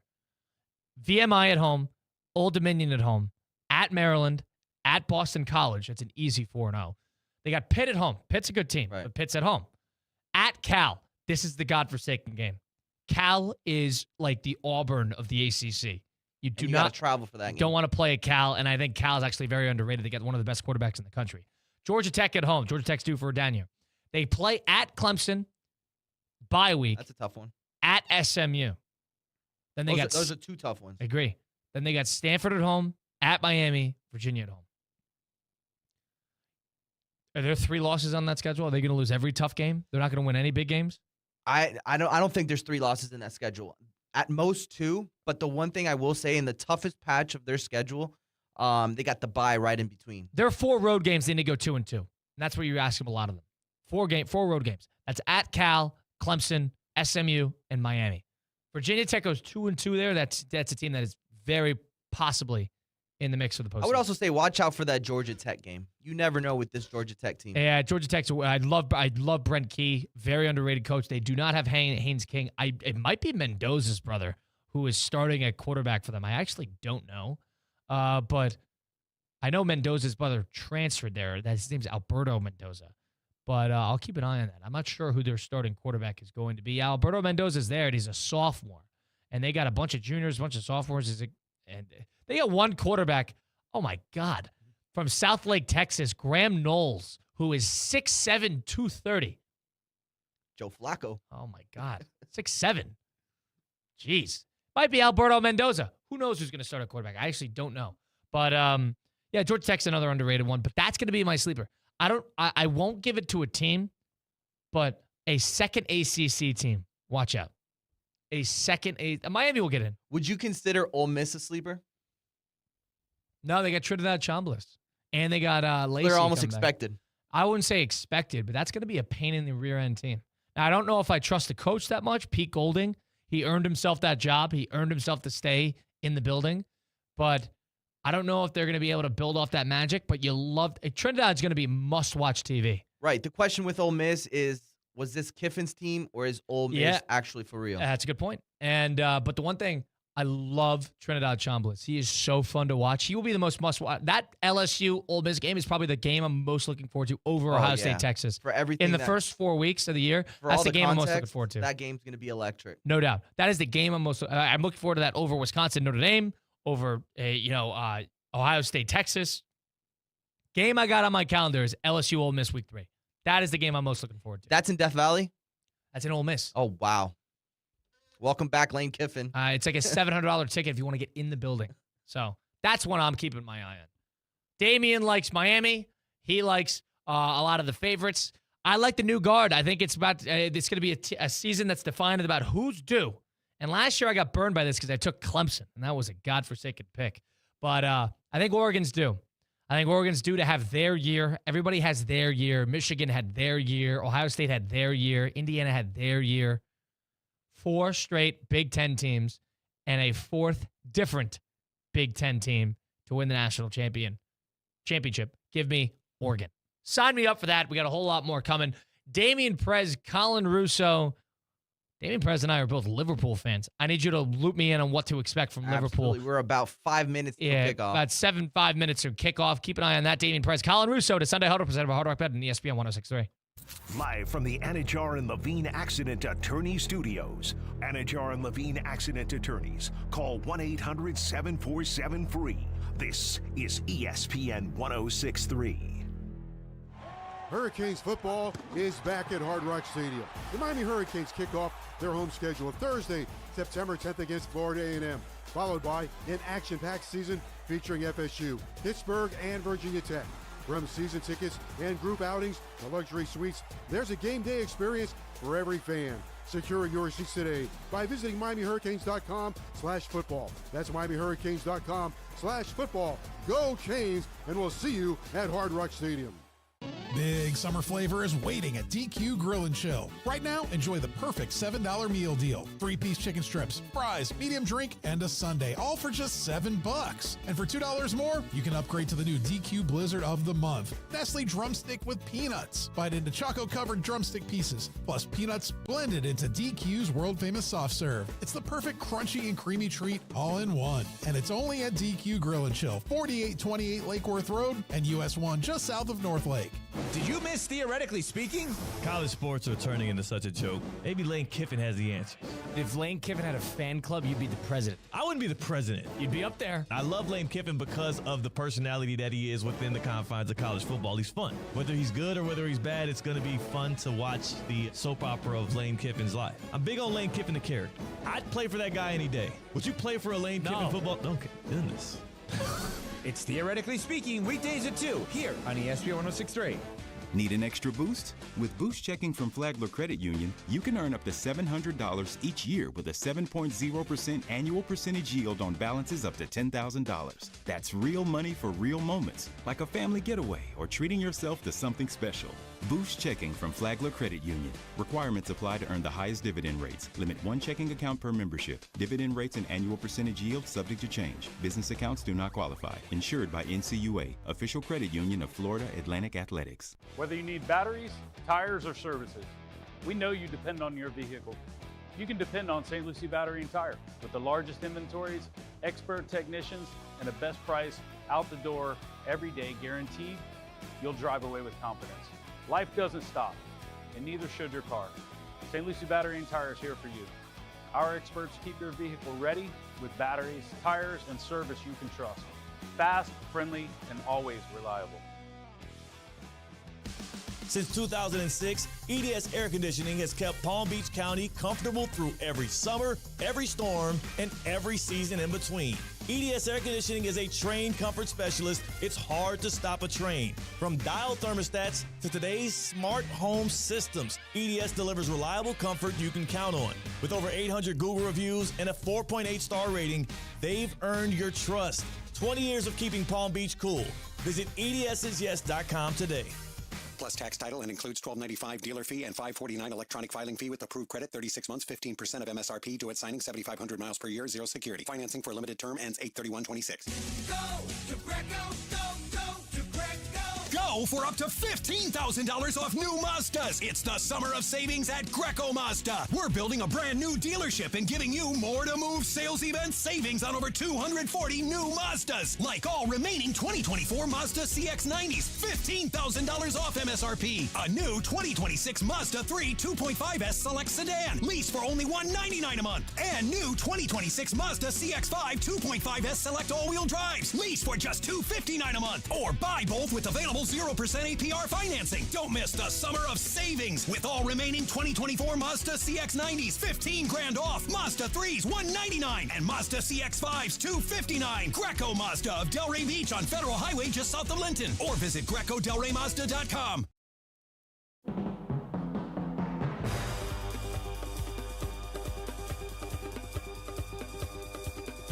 Near left, H2 chip, double drag, goes, halfback balloon, dummy spot call, hard 3. This is Sunday Huddle with Colin Russo, presented by Hard Rock Bet.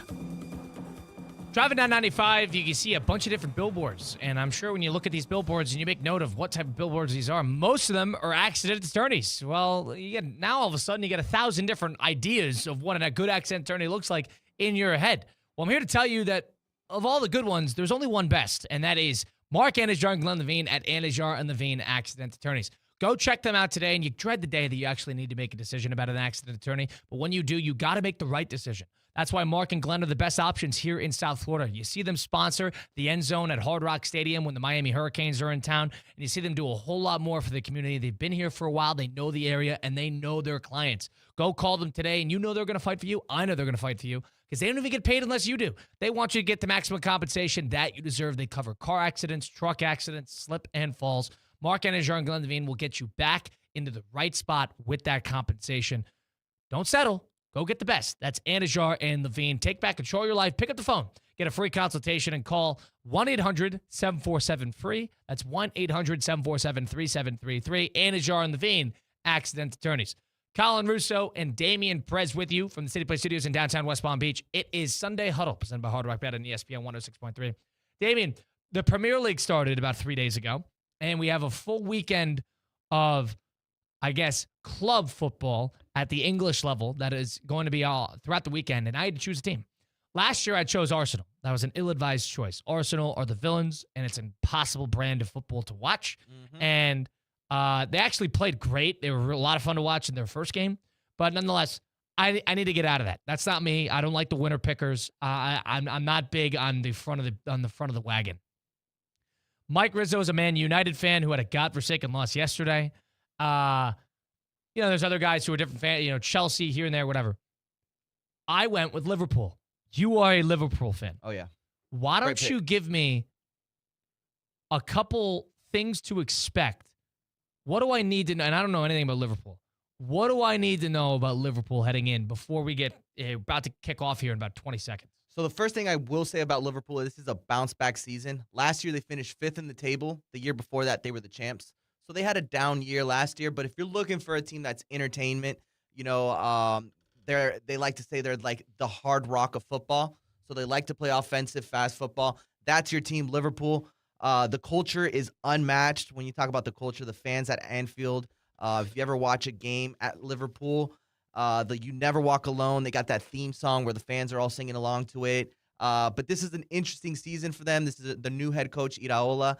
Where'd they get him from? From Athletic Club. So he's from Spain, formerly from Spain. But they bought Isak last year, which was supposed to be their big signing at striker. He got hurt in the preseason last year, was basically out the entire Premier League. Now he's playing his first game back against his former team, Newcastle, in Newcastle. So that's also an interesting point. But Liverpool, if you're looking for a team with culture, who like to play offensive football, who like to be entertaining, that's Liverpool. All right, and they got Newcastle United in this first game. Is that going to be a tough matchup for them? Tough matchup, especially at Newcastle. St. James Park is infamously known for having great home field advantage.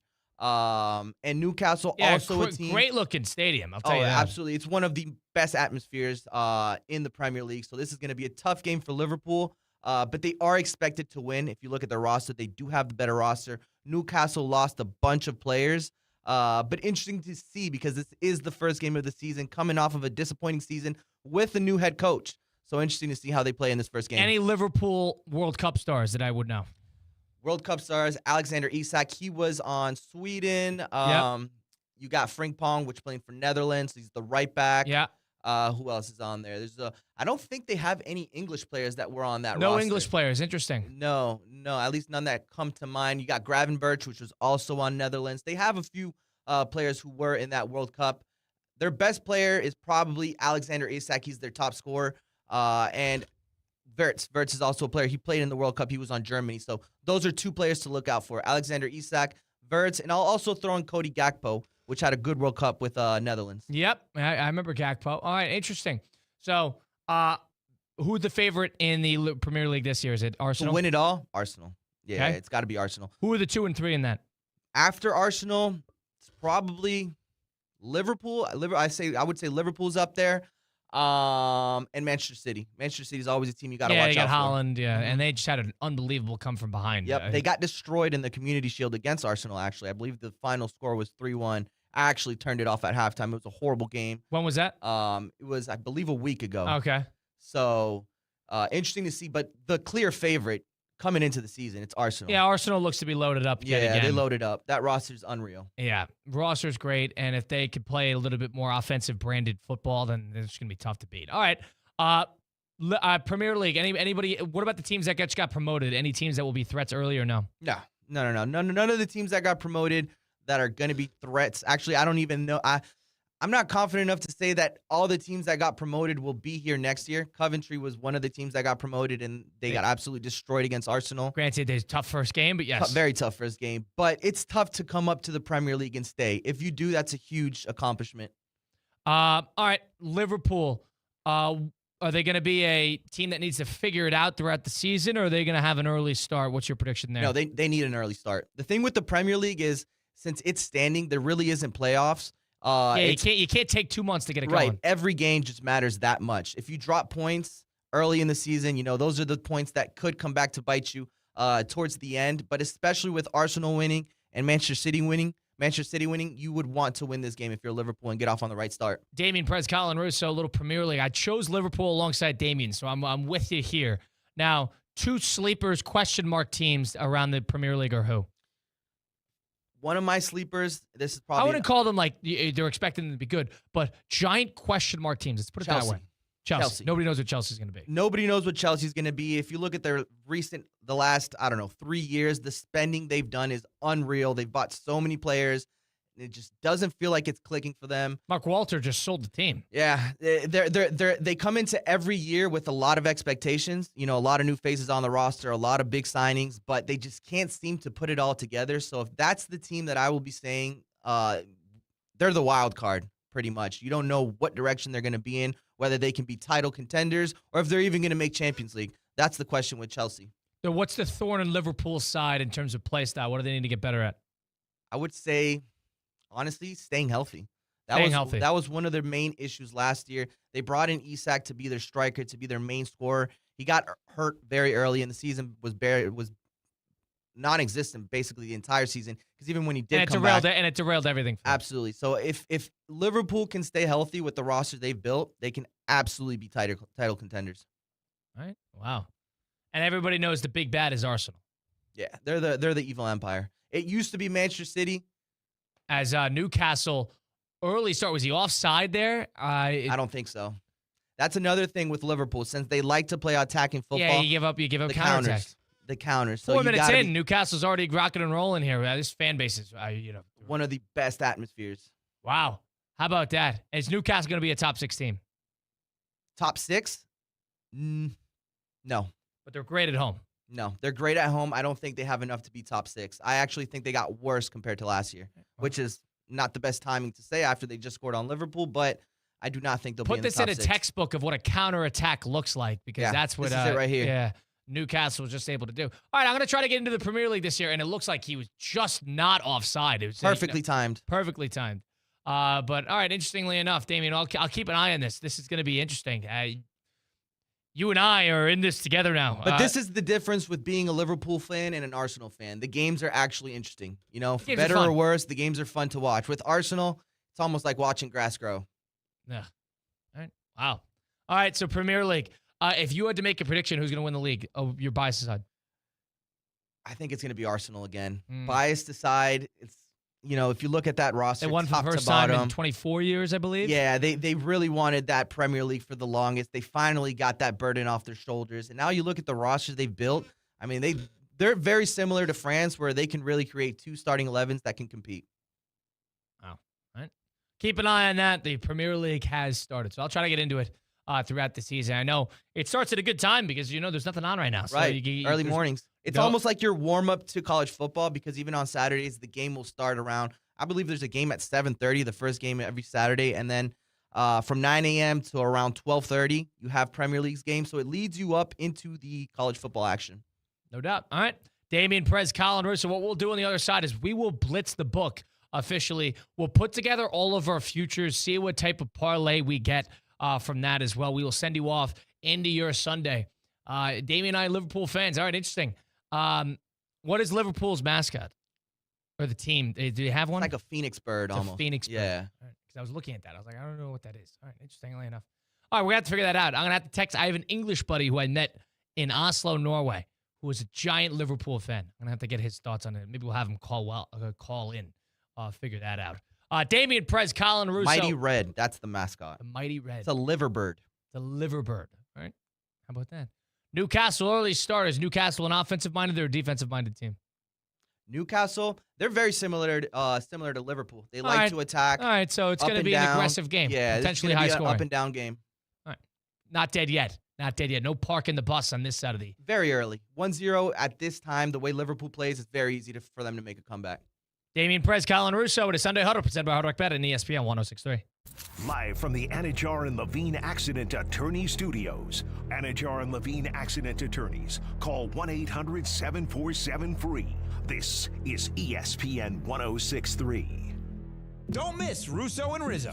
The Sixers got a lot better. They're the best team in the East in my eyes. And then don't forget about our Miami Heat, who happen to get the best player in the Eastern Conference. Yes, I agree with the Don of this radio station and the godfather of ESPN West Palm, Evan Cohen. Evan said Giannis is the best player. The Heat are going to be better. The New York Knicks are fresh off of winning a title. And Halliburton, is he going to be able to come back from an Achilles injury? Kobe wasn't able to do it. It's Russo and Rizzo, weekdays at 4, here on ESPN 106.3. Business owners, are your employees driving you nuts? Is money tight? Or have you just poured your heart and soul into your business and now it's time to retire and just relax? At Transworld Business Advisors, they have buyers from all over the world ready to buy your business now. Call for a confidential conversation about your business's current value. 561-203-5121. That's 561-203-5121 or visit tworld.com today.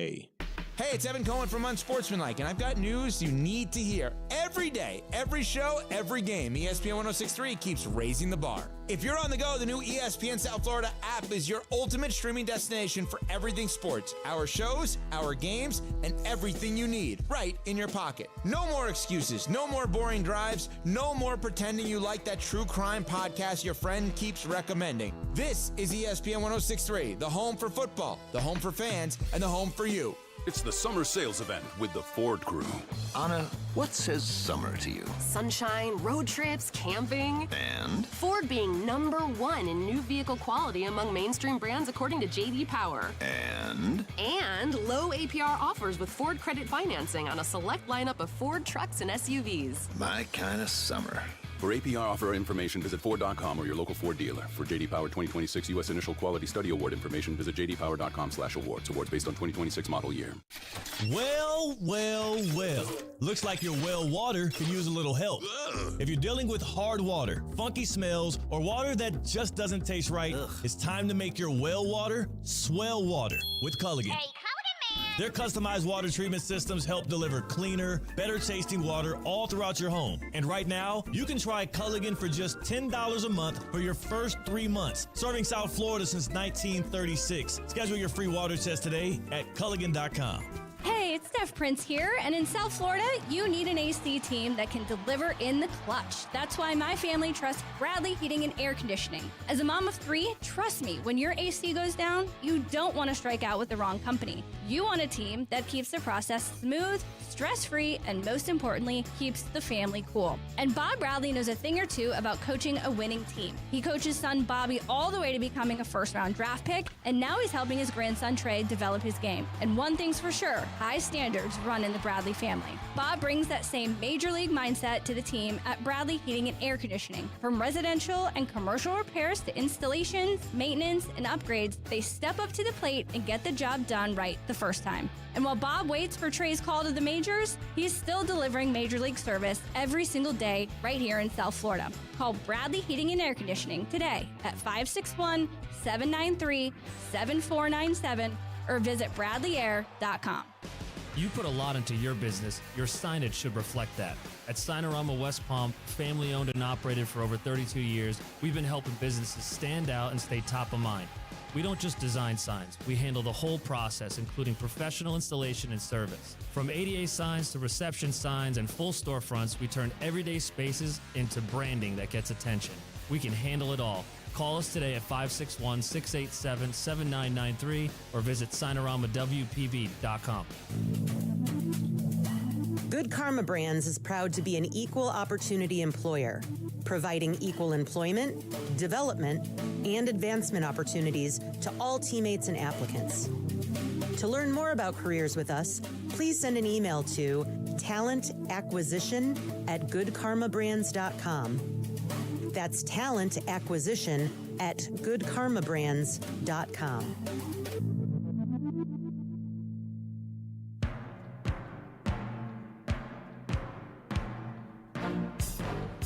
Philly 88, Dice right, 52 Orlando right HD. This is Sunday Huddle with Colin Russo, presented by Hard Rock Bet. It is Sunday Huddle. It is Hard Rock Bet. It is ESPN 106.3. We get Damian Perez, Colin Russo here on a beautiful Sunday morning, a hot Sunday morning here on the 23rd of August, 2026. We are a week away from college football officially kicking off. 2 weeks, if you want to count it from that Labor Day weekend when everything gets rocking and rolling. We're about 2.5 weeks, give or take, from the NFL season starting. Premier League started today. You got baseball kicking things off. A lot of good action as the division races and the wild card races especially are winding down in the next 3-4 weeks. It's a good time to be a sports fan. It's a good time to get geared up and running, ready to rock and roll. It's a good time to download the Hard Rock Bet app as we will get right into a little Blitz the Book with said Hard Rock Bet.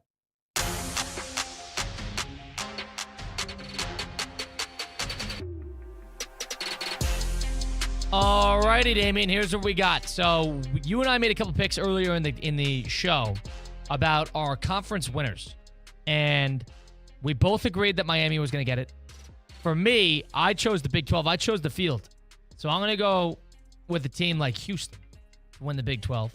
Big 10, I think Oregon's going to win the Big 10. And the SEC, I actually think the Alabama Crimson Tide are going to be my winners in that. And you got to make these separately. You cannot parlay those all together. But I get minus 150 for Miami. You get plus 1,600 for Houston, plus 260 for Oregon, and then plus 850 for Alabama. Damian went all the favorites. He chose Georgia, plus 275. He chose, for the ACC, also Miami. For the Big 12, Texas Tech. And for the Big 10, you went Ohio State. Mike Rizzo's rubbing off on you. Jeez. Very, very chalk. And then in terms of national championship is the interesting one because that's where you get the better odds. Love my value there. Damian went with plus 1,100, the Miami Hurricanes. I love that. That is great odds. Great odds. No doubt about that. I went with Oregon again. I think Oregon's going to win the Big Ten and win the national championship. Oregon's plus 800. I still get good odds there. That's another one. You got to make those all separately, but it's plus 800. So, Damian, if for example, somebody like Damian who wants to put 1,100 into it. $10. That's all it takes. To win the whole thing. I mean, you put $10 into it, and then all of a sudden you get 120 back if you win. Sign me up. Jeez, put 20 into it, you get 240. That's probably why you can't parlay it. I mean, if you were able to parlay it and you hit. Yeah, remember, these are also like competing parlays because these teams play each other, so it's a little weird. You can't just cover all your bases. But yes, that is certainly And you could parlay the futures if it's different sports, I Right. believe. But you can't do it in the same sport at the same time. But those are our Blitz the Book parlays that we have in terms of futures. Do you have anything? Are you interested in anybody for Heisman? Yes. Mensa. Wow, so you think Miami's going to – you think they're going to sweep the floor? I really do. They're going to get it. They're going to have a historic season. You're talking about Heisman, National Championship, and ACC? And there might be a little bit of bias in that, hometown South Florida kid. Easy to root for Miami, but, I mean, everything I've seen from the last, I would say 2 years from Miami, why not, Even with Mensa, last year, nearly 4,000 yards, 34 touchdowns, ACC preseason player of the year, great supporting cast. If they do win 12-plus games, I feel like that narrative writes itself for Mensa. So I'm gonna tell you right here, the ones that I can find are the odds-on favorites to win the Heisman, or the best odds, I should say. C.J. Carr is actually leading the way of Notre Dame. He's at plus 700. The books are very high on Notre Dame. I've noticed that. Arch Manning's at plus 750 for Texas. Dante Moore's at plus 1,000 for Oregon. Mensa's fourth in the pack, and he is plus 1,150 for Miami. Julian Sayin sitting there at plus 1,200. Josh, I'm surprised Julian Sain's that low. He went to New York last year. It's the unsexy pick. Right. You know what I mean? Because he's been there. He, in a lot of ways, is a quietly very good quarterback, and he doesn't necessarily wow because they got so much talent got a great around cast. him. Yeah, they got so much the talent. The allure to Ohio State is around the quarterback. Right. It is not the quarterback. Josh Hoover's at plus 1,300. Trinidad Chambliss is at plus 1,300 as well. Then you get your first non-quarterback at Jeremiah Smith at plus 1,400. That one's interesting as well. I mean, you're looking at Devonta Smith numbers if you want to beat that, which is possible for somebody like him because he's great. But Devonta Smith, let's check his stats in college. I think He's arguably probably the best wide receiver all-time in college football. Hey, one of them, no doubt. He won the Heisman. So his stats the year he won the Heisman, I thought it was 24. He had 23 touchdowns, 1 rushing, and he had 1,856 yards with 117 receptions in 13 games. Video game numbers. He averaged 140 yards per game, and I mean, geez, and he even had a rushing touchdown. Like, if I'm going to go through, so if whatever his name is, if Jeremiah Smith can match that at least to a T, the problem is you got to be better than the quarterbacks, and there's a lot of good quarterbacks. His stats so far in the 16 he played 16 games his first year and 13 games his second year. Last year in 13, he had 87 receptions for 1,200 yards and 12 touchdowns. You need him to double that. Yeah. Not the receiving, or not the yards, but the touchdown. When you put it like that, it really goes to show how impressive that season was for Devonta Smith. And that was, granted, that was the best Alabama team they've had in years because that was the Mac Jones year. They were unbelievable. That was him, Judy, and Ruggs, I believe. And to put into perspective about what Devonta Smith was able to do, he scored in nearly every game but 3 all year.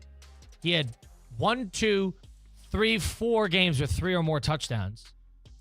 God, he had 4 games with 3 or more touchdowns. And looking at this, he had 13 receptions for 164 yards and a touchdown against Ole Miss. Then he followed that against Georgia, and he had 11 receptions, 167 yards, and 2 touchdowns. Not to get too off topic, but is he someone being overlooked coming into this NFL season with A.J. Brown being out of... I always liked Devonta Smith. He hasn't, you know what, this problem is he hasn't panned out the way people want him to because he's not that big. Right. Size. He's never really bulked up. I don't think he ever wants to. He wants to be like sort of slippery. But you need to have if you want to be a great slot, like Amon Ra's a big guy. Right. Like he could deal with take that. a hit. Tyreek Hill is a tiny guy, but he's big. Hard to touch too. Big and fast. Devonta Smith doesn't necessarily have that. He's more of that like intermediate deep ball receiver, but he doesn't have the size for it. But with that being said, I feel like he's been relatively healthy to what was expected considering his size. Yes. Now, the funniest about Devonta Smith is the last 3 games of the year. He had, in the college football, in the conference championship, they played Florida. That was a good Florida team, too. They won 52-46. He had 15 receptions, 184 yards, and 2 touchdowns. And almost quarterback numbers. Then he played in the college football semifinal. They played Notre Dame. They killed him. 7 receptions, 130 yards, and 3 touchdowns. And then they played Ohio State in the national championship. They won 52-24. He had 12 receptions, 215 yards, and 3 touchdowns. Crazy. So he had 8 touchdowns And, I mean, we're looking at around 515 yards in 3 games. 515 yards and 8 touchdowns in 3 games. Unbelievable. That's an excellent rookie season if you're an NFL receiver. That's unbelievable. So if Jeremiah Smith can get anything close to that, he'd be somebody to keep an eye out for Heisman. Past Jeremiah Smith, Gunnar Stockton has odds at plus 1,900 for Georgia. Sam Levitt has odds at plus 2,000. John Mateer is somebody who's sort of flown under the radar. He had a bad playoff game. He can't throw that well, but he's a great athlete. And he's returning to his team at Oklahoma plus 2,500. And here's one that I actually think is good odds if you want to play it. Jaden Maeva is at USC. He's a Lincoln Riley kid. He had a great season last year. That would be one that I'm going to throw out there. It'd be like the Pavia.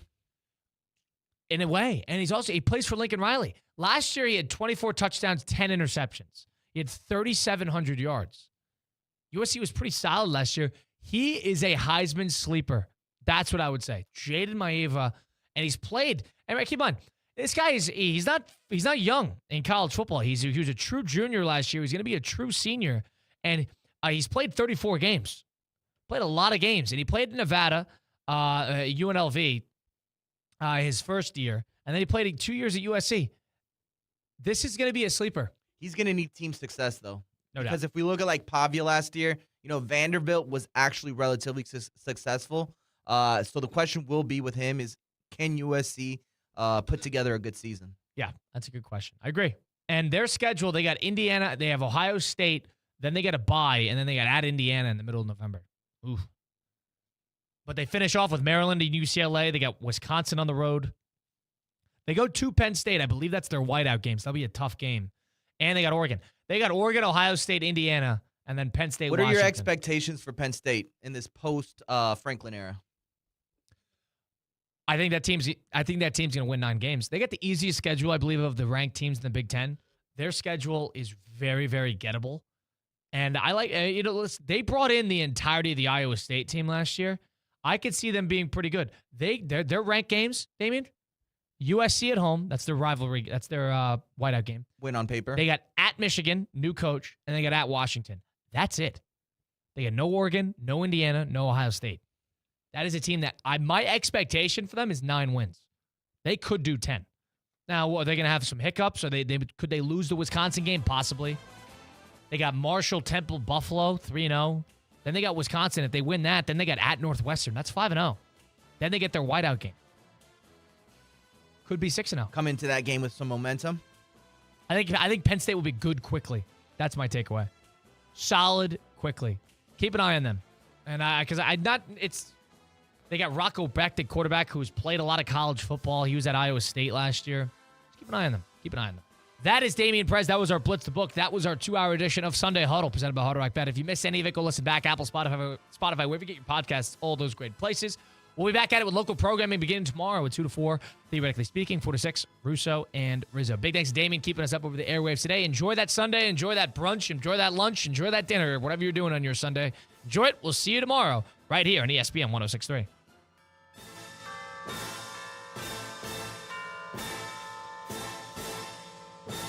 The preceding program was paid for in full by Hard Rock Bet. Advice and opinions expressed during this program were solely those